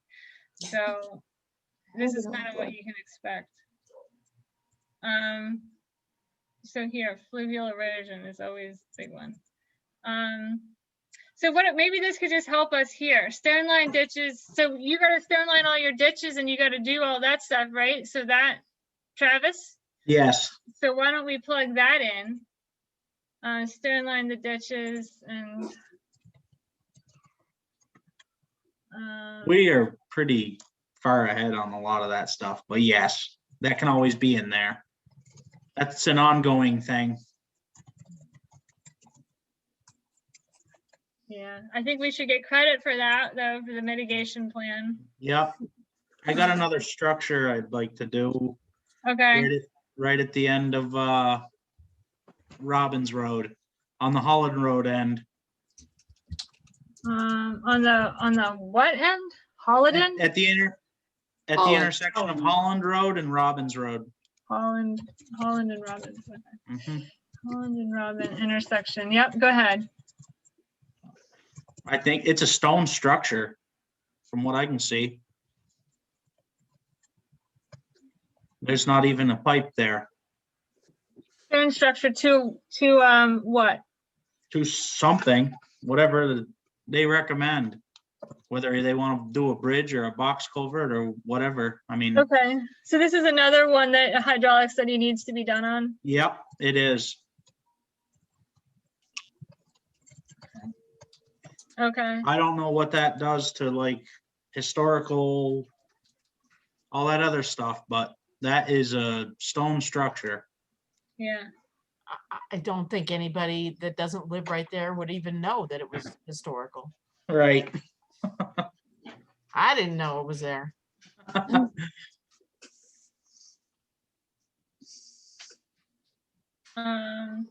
All right, do you have, I'm just looking here to kind of get some ideas from, other nearby towns.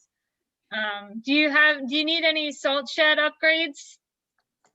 Sand No. storage, nothing? Nope. How about generators? I know we have that one. for the Backup fire- power. Yeah, that was the one that Rich had mentioned. Yeah, so there's nothing else needed other in generators land, right? Nope. Well, we don't have a generator at the brick The building. town, or at the town Or office. the town either. office, right? Wait, did you guys get the Wi-Fi? Did you guys get Wi-Fi put in? I know I was in communications with Andy and the others at WRC had. I was on maternity leave late last year, but did you guys ever get any Wi-Fi equipment put in at your library or up at the town hall or at the town office to boosters? I don't know. I know that the gentleman at your organization came out and looked at the library. That's the last I heard of it. I know he looked at the town office, and that's the last I heard of it. But we do have Wi-Fi at both of those, all of those buildings. Yes, we do. This was I'm going not to be, sure why. This is something different. This was yeah, this was going to be a booster so that people could have better Wi-Fi. increase speeds farther, boost the signal out. We need that. Yeah, so that people Okay, can the town access hall. it from their vehicles and such. And if it was at the town office was the plan, then really your whole kind of very downtown, very that area would have Wi-Fi. We have that. Yeah, We have do. that, Yeah. but it could probably be improved. Well, the project went, I think the state, we were kind of gathering information and the state was handling it as far as actually working to install the boosters, but maybe that happened, maybe it Long didn't. ago. That was long ago, and certainly what we have or what was done could be improved greatly, especially since now we've got fiber coming in. So you were on the list though. So Yeah, we did. We had it done. Yeah. But did you have it done this last year? No. No. Then it wasn't part of this project. Hmm. So that's weird. But Okay. stepping back, generators at the town office, because that is a need. And Yeah, generators I at agree. the common. And the brick building. Yes. Say Yep. it again. Generators, what, where? At the town offices, Generator. So do you want a permanent generator or a portable? permanent. Yeah. Both places. And the brick building, which is the daycare and the library. Mm-hmm. Yeah.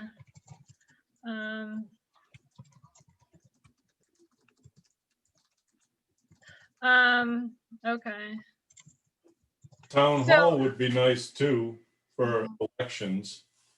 Yeah, I wonder if they, Just in case. one could do both or. That would be good. Yeah, if it could be centrally located between the two buildings there somewheres, run to each, that would work. Yeah. Might be. Maybe if it's doable. Yeah. So we can throw in those generators. Generators are a tricky thing. I mean, you have to pass a benefit cost analysis to go for a FEMA grant, and with generators, it has to do with your power outages. So you're not gonna, unless you have enough long-term outages, you won't pass a benefit cost analysis. So FEMA will say the benefit doesn't outweigh the cost. But if you have the power outages to justify it, then it will. So it's kind of that. So you'd be all right for the stuff over at the brick building and all that over there, because that end of town goes out far more than the town office. Might be the case, yeah. Yeah. And if you're, is there use of the library, daycare, or the town hall as a sheltering or any type of emergency? Is it any EOC functionality there or anything like that? I don't believe so. No. I think we use the school, right? Yeah, it is the Yeah, school. the school is. And you have a generator at your school, probably, right? Yes. Yes. So it's not a shelter or, I Could suppose be it an could be a Irene. shelter though. yeah. During Irene, we used the town hall and the town office for various things. Yeah, the town hall has a Shelter. commercial kitchen, so. I mean, so Yeah. your town hall isn't your secondary EOC? That, Your secondary EOC is an Eastover fire or what? honestly, Oh, Rich I is don't not on know. here. I know we distributed food up at the town hall during Irene, and we coordinated a lot of town response for Irene from the town offices in conjunction with the police department. If there's going to be a secondary, it's probably going to be the town office or the police or fire department, right? It's going to be down this end. I thought it was something in Westover, actually. I thought it was. Yeah, because the school is kind of right on the line. One Grand thing Summit. to keep in mind though is that Eastover and Westover are fairly separated and could, and John Abel hasn't told me that they have been cut off before. So having EOC functionality in Eastover is probably pretty important. Does he have does he have a generator at the Eastover fire station? Yes. He does. Yes. Okay, all right. Yeah, Just and yeah. that the town hall could, you could supply food, meals because of the kitchen. It makes a lot of sense. Okay.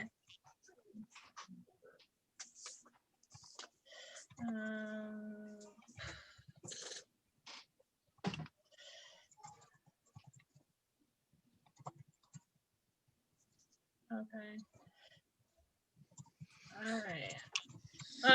Okay, what else, guys? What else are you thinking here? Can you pull any more mitigation actions out of here? Let's look at the ice. Yes. Do you have a tree warden? Yes. All right. Andy isn't he? Is that Yep. you, Andy? That's me. You got any trees? The tree dude.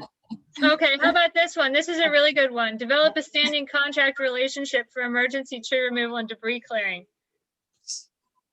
Do you have that? No. No. You should do that. I mean, there's the ice storms. Why don't we want to put that in your plan? Does That that way mean a tree removal company or? yeah, For things that our highway department can't handle if they're available. or if they are overwhelmed. I That's mean, what I meant.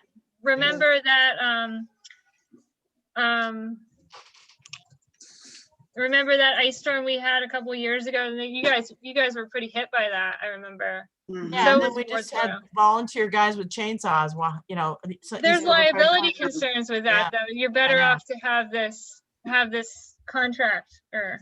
Oh, I completely agree, but people don't want to sit around and wait. I know, I hear you. That's just Vermont. Mhm. For No, nobody wants to wait anywhere. No, in Vermont, just, we Well, gotta get true. it done. I just mean that people get out there and just do it in Vermont. Oh, right, yeah. That's a good one, though. Reclaiming, yeah, that's a good one. Yeah, sometimes you just like looking at these other plans, just steal it. Yeah, Yeah. borrow something from someone else's plan. Yes. And wind. So I think, I mean, the generators can be wind. You know, we could even keep wind in here because this is ice and wind, right? I mean, this is all power outage Yes. stuff. So we'll keep that.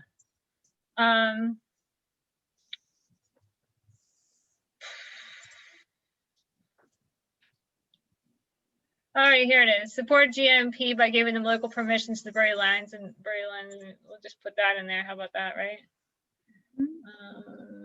Sounds good. GMP initiative with local permit. Is this what you want to do? Is there anything to the idea of including in the town bylaw or town plan, something about new construction, attempt to use buried power lines for new construction? There's nothing anywhere. I would say you would only want to put that in there as far as town buildings. Okay. I mean, is that something you want to do? No, I'm just saying, is that something that we should be talking about? You could put that in there as far as town buildings. Do you want to do that? I don't know that we're going to do build any new town buildings, are we? I'm not aware of any at the moment. It seems like we have a lot of town buildings. Yeah, I think our fire department's fairly new, right? That's the most recently built building. Travis, you need a new garage? Someday. So I don't know that that's really. Yeah. So is that something you don't want to do? Well, I mean, the if town. We wouldn't have a timeline on it because We're not building. I know, it's not really mitigation either. It's just, I mean, it's potential future, mitigation. Right. Well, isn't that the definition of mitigation? Well, it's potential though. I mean, you're not putting it, you're not saying, it would be if you said, okay, on our new fire department, we're going to be doing this, that kind of thing. But if you just say, we want to do this in the future, I mean, you could, but it would be only mitigation if you're making like a policy about it. Okay. You know what I mean? Do you want to make a policy about it? For town buildings, I was thinking more for residential, or even for commercial, but. Yeah, because was that Jamaica we were looking at? It said for large development. That was we're looking at Warsboro now. Okay. Where did you see it? Support Green Mountain Power. Yeah. Well, this is just the initiative they're doing now. But is that something that we should put into either the town plan or zoning, saying we recommend that you try to go underground with power when possible? I mean, we can't mandate it, but we might put the idea in You could somebody's put that head. in your town plan. I wouldn't put that in the zoning bylaw, just because, you wouldn't, I don't know, that doesn't jive well. But I mean, I would think that you could discuss it in your town plan. Just 1 second. My daughter's. Just go. Mike. Sorry.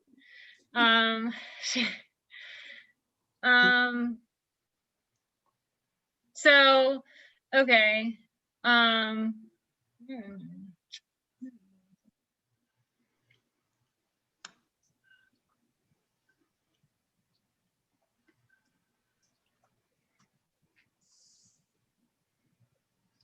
But for instance, in the bylaw, we have something for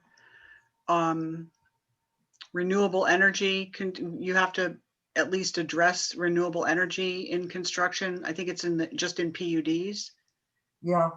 Do we add it to say renewable energy, including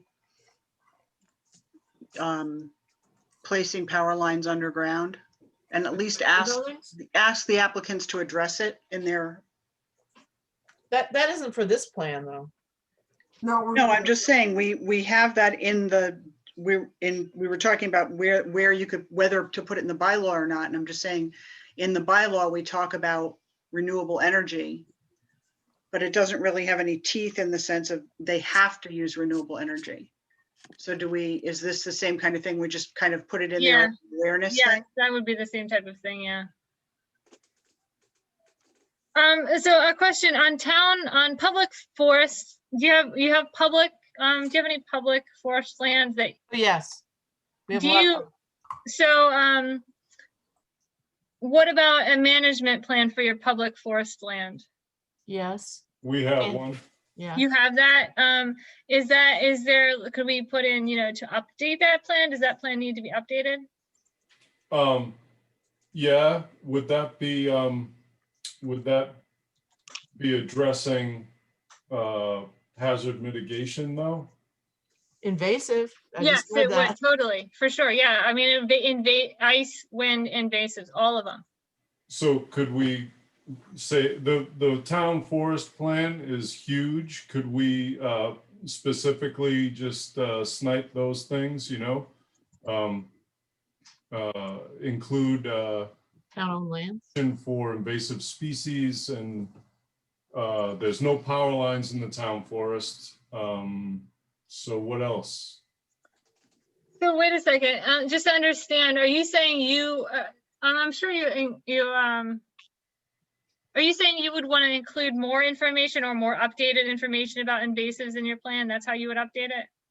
Well, I'm just thinking, rather than create a situation where we mandate the whole plan to be rewritten, if we're sort of specific, so 2 months from now, everybody understands that what we're talking about are mitigating natural hazards, like invasive species, that might help.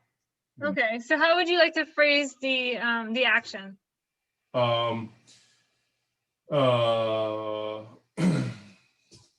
Update town forest plan to include mitigations for invasive species. Okay. That's great. That's really good. I like that. Okay. And who, is that going to be the Conservation Commission, or who would that be? Conservation Commission.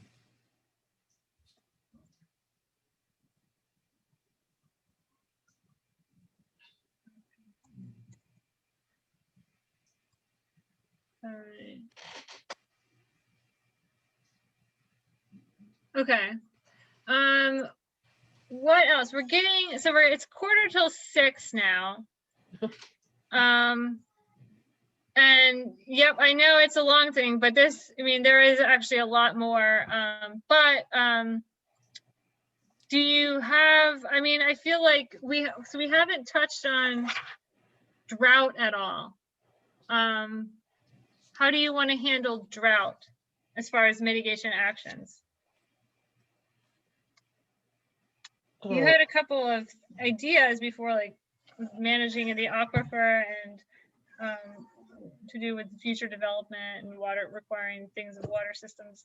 Do you want to put in any actions around drought?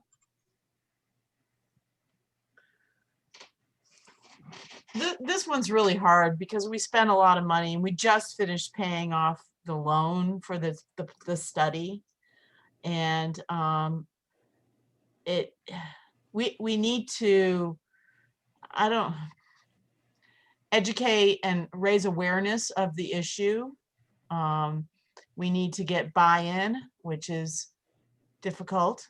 But those aren't really action, like doing something besides trying to push it to the point where it rises to the top of people's minds to that this is going to be a problem. So Okay, are you wanting to turn that into actions? I don't know how. Plus it's in the North Branch Fire District that the big problem is, which is not the entire town. But as development happens on the east side of town, it could potentially be a problem as well. Okay. I don't know if we need to try to I think the plan that we had identified most of the water source, a lot of the water sources in the aquifer, you know, in terms of the straws that are stuck down into it. I don't know how we do it. And I struggle with this all the time because there's going to be a huge problem. Well, we could create a fund, and then in the planning process with the new planning commission and in the process of looking at our zoning bylaws, see what's involved in fees for new development. We haven't in Dover charged fees to mitigate, you know, things like, you know, increasing the number of kids in our schools. Impact fees. But there is a function in the zoning state enabling legislation where you can charge those kinds of fees. If we instituted some sort of fee for new development, new large condos and PUD developments where they had to pay into this fund, it would at least start a process where we might have some money to do something in the future. What are those fees called? Impact fees. Remember? Oh gosh, there's a specific name for them. You have to have, I think, zoning bylaws, subdivision regulations in place, and you can charge, oh God, I forget. Yeah, Vicky's right, impact fee. There you go. Thank you, Vicky. So you want to institute an impact fee on new development to create a fund for upgrades of the water system? I mean, help me flesh it out. Is that okay? Yeah, upgrade to potentially fund a municipal water system. And it would be impact fees on planned unit developments, not single family residences. Just an idea, but yeah. The new planning commission is going to be looking at everything we do as far as land development regulation, and that might just be something that we could look at. In general, I'm probably not in favor of impact fees, but in this instance, where development is directly worsening the situation, it might be palatable to the people. I don't know. So is this the wording and to institute impact or Explore? We're not even close to instituting. Exploring impact fees, or they won't like that word. No, they won't. I mean, that's a little too wishy-washy. I mean, you maybe, you know, develop framework for. Okay. Develop, yes. That's good. Right, develop framework for institution of impact fees on large scale, in parentheses, PUD construction.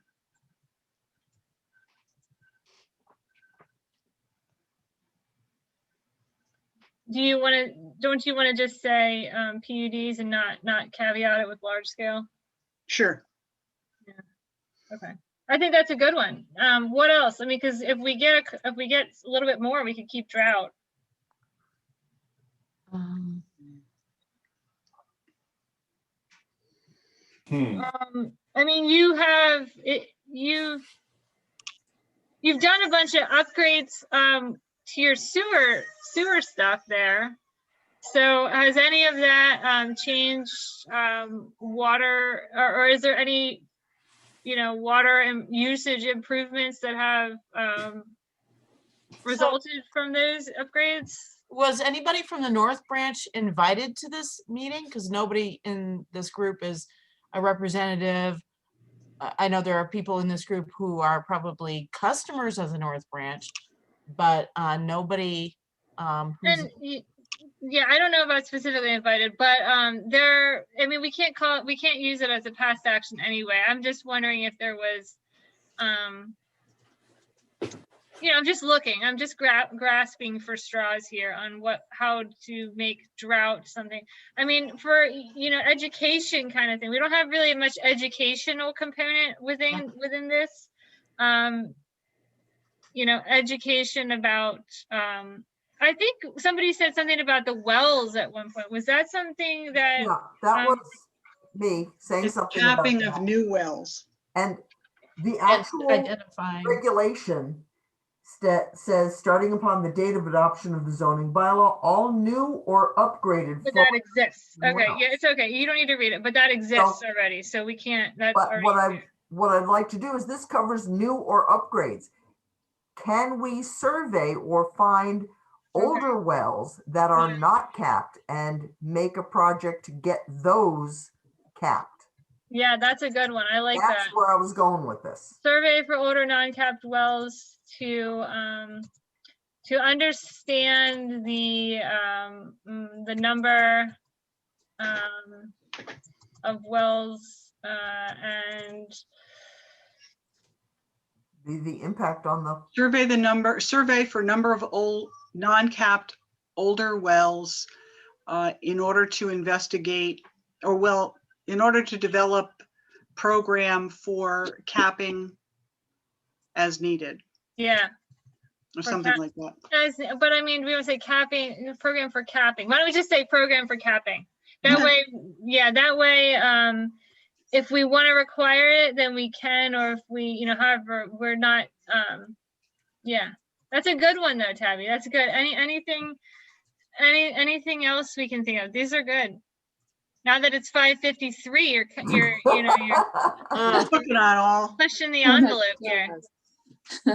Should we, Alyssa, should we mention, or Vicky, should we mention what's going on with the PFAS up at the town? Oh. I mean, brick building? That's Yeah, I think we should. Yeah, that's okay, great. Yeah. So what is, I mean, what's going on with that? Just new wells are being put in there, or what? We're monitoring it right now. Yeah, right now we're still in the investigation process, but that's one of the considerations is relocating the current well and or a new filtration system. So there's a couple things. We're just waiting for the whole investigative site work to be completed. Is that is that library, when I say library, daycare well? Daycare. The brick, what we call the brick building. So And right the town now, hall. the problem still exists? Yes. Yes. So that collectively, isn't that the Dover Common? Yeah. Yes, it affects both those buildings, town hall and library. But there's two wells. No, there's only one well Okay. that's services both. Yeah, I mean that, you know, we can bring it up. It's not drought though, but I mean, it's, you know, it's still, I No, think but it's still sort of mitigation. Yeah. mitigation, yeah. Yeah. And then, but we're monitoring it. I mean, when is how long are you gonna be monitoring before you drill a new well? Well, we have test wells, right? And they're taking this. We don't know the extent of the problem. So we're just doing what, you know, we're using bottled water. Yes, we've been doing that for years, but the identifying the source of the contamination is the issue. So they're testing, you know, area wells also, and so we haven't gotten that full report back yet. And we also potentially have a problem at the landfill, right? Oh, yes, there were PFAS at the landfill, but that's a capped well, right? Isn't it? Yes. But I'm not sure. I believe so. Yeah. So that's another issue.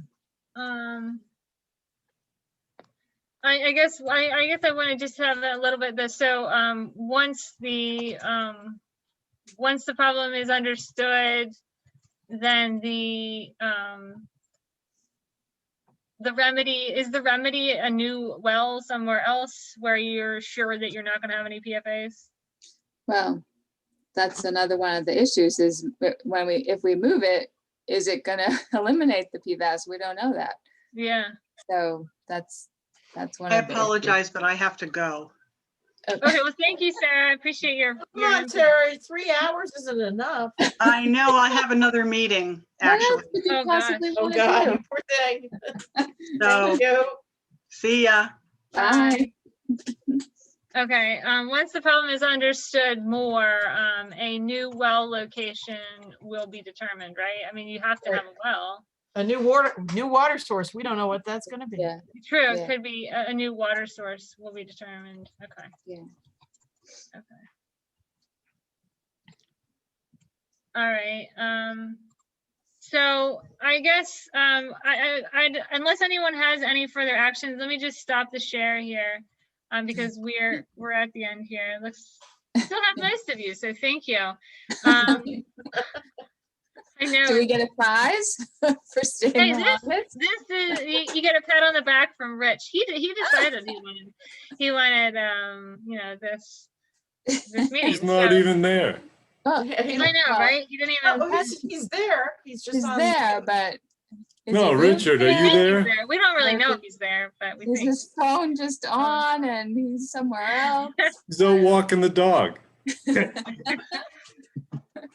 But I think this is good. I think that we can, I mean, we didn't discuss pandemic too much. I guess what I want to know is, do you want to do a coop? I mean, I can throw that action in there. Do you want to do a coop? What's a coup? Continuity of operations plan. Do you want to have like something in, I think that, I mean, I recommend it. It's something that is even, you know, outside of this, we recommend doing that as far as your local emergency management plan, because having things clearly laid out for everyone to see how remote operations would switch for their, you know, for their role within the town is helpful for them. And if you need to put in some, you know, communication systems in place to assist with remote operations going forward, or if you, you know, have things that you can do to make the next pandemic easier to deal with, that's kind of what it's about. And then also, you know, even just, you know, it can function for any type of reason that normal operations cannot be carried out. Alyssa, could we adapt the plan that Richard was talking about for the hazard response plan? The local emergency management Much of the plan? work already been done? Well, this is like it's like an add-on to that plan. So I think think of your LEMP as like a resource binder to be used in response. You know, it's kind of a reference thing during response. That's what an LEMP's purpose is. So, you know, it can contain a number of things, you know, and a template for, or, you know, not a template, but a COOP is just one of those things. Let's do it and make Richard responsible since he's not here to object. Okay. I Yeah, think that's a sign good him idea. up. Yep. Because, I mean, do you want to put pandemic in your plan? Well, I think think we should. it can, I think we should. I mean, the communication and situation needs to be improved. If we were going to continue this, you know, a lot of people don't have the proper bandwidth to be able to support meetings or even to do their jobs. So yeah, I think that we should. Okay.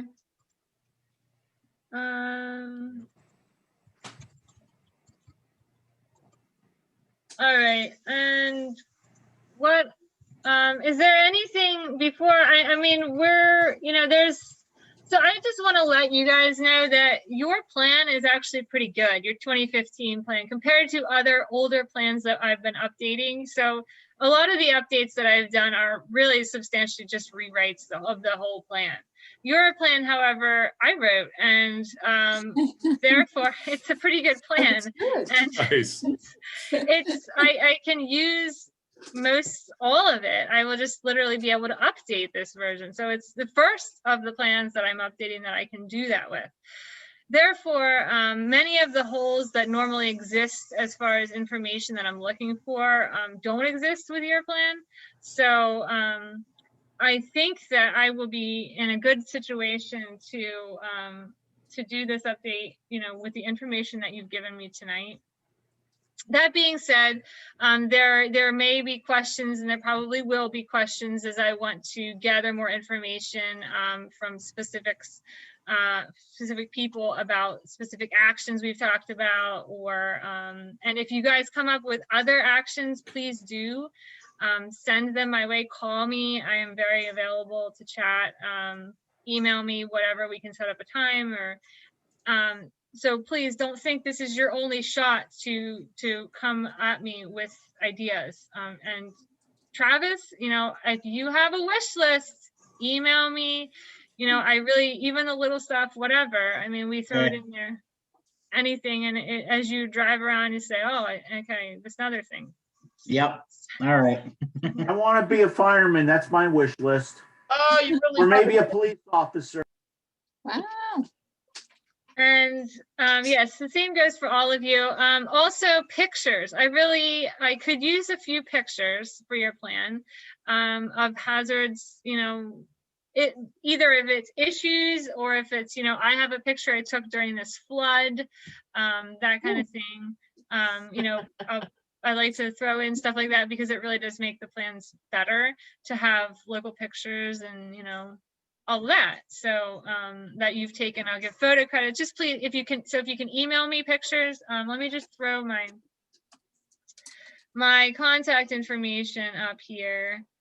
You probably have my Gmail now, but let me see if I can share my screen really quick here and just do this. So there's my Gmail again. But this here, so the last stuff I'm just gonna let go, but here's my contact information for any pictures or anything you want to send me, my phone number. And that being said, I definitely do not want to hold you up, but before we go, hopefully you jotted this down. I want to just stop the share again because I do want to see your beautiful faces. Where am I? Stop the share. Stop the share. Stop the share. We didn't look at the atlas. That's one thing we didn't get a chance to do tonight. Hey, Rich. But I do have pictures and maps from your prior plan where I have actually circled areas and stuff. But maybe Travis and I can just have a Zoom. Would you be willing to have a Zoom with me where we can look at the atlas together and mark up the atlas for areas of concern? Sure. Yeah, absolutely. That'd be cool, because I think that really is the way to do it. Is like we can literally on the screen draw stuff around different areas. Yeah. Yeah, no problem. Okay, cool. So I'll be in touch with you, and then others as needed. You know how to reach me now if you didn't before. So thank you again very much for all of your time, all of your input. And does anyone have any questions before we end the meeting? So everyone do you feel all right with this? Yeah, it was good. Okay, good. Yeah, I know it's a bit difficult. Always the hardest part of these plans is pulling the actions out of the towns. That's the hardest thing. It's like pulling teeth, I like the last meeting better. We got fed a lot of good food. I know, I mentioned that last time. And I love food. We had nice food. Yeah. And Randy really looks like a sourpuss. He should smile more. He's sleeping. I woke up a little while ago. I just want to know how we can fund my retirement plan. I put $1 in my retirement jar for you. Oh, or your trips to Florida. Yeah. Yeah. I see now I have to spend an afternoon on a meeting, but that's okay. I'll do it for the town. Hey, and Alyssa, are we going to meet with that Rivers guy? Does Travis and I get to meet with him? Well, I'm waiting for your response on availability. Well, I'm retired, so I do nothing all day. Well, then we're waiting on you, Travis. Just let me know when. I'll be there. Well, I mean, Travis we is had working dates. We had dates from, Monday through Thursday, 8 to 3. How's that? Is that okay? so Travis? seriously, you're pretty open, so I'll just ask Scott for Yeah, other just dates. let me know whenever. Okay, Yeah. all right, then I But will, I'll do. can we meet him in person? Can he come here? I want to show him some things. Well, why don't we start with a Zoom meeting and you can ask him that? Okay. Because I don't want to give, Melissa, what's that? Yes. thank you. Thank you, Andy. Thank Thank you. you Thank all you. for you had great ideas. So have a good evening, take care, and stay healthy. Bye. See you.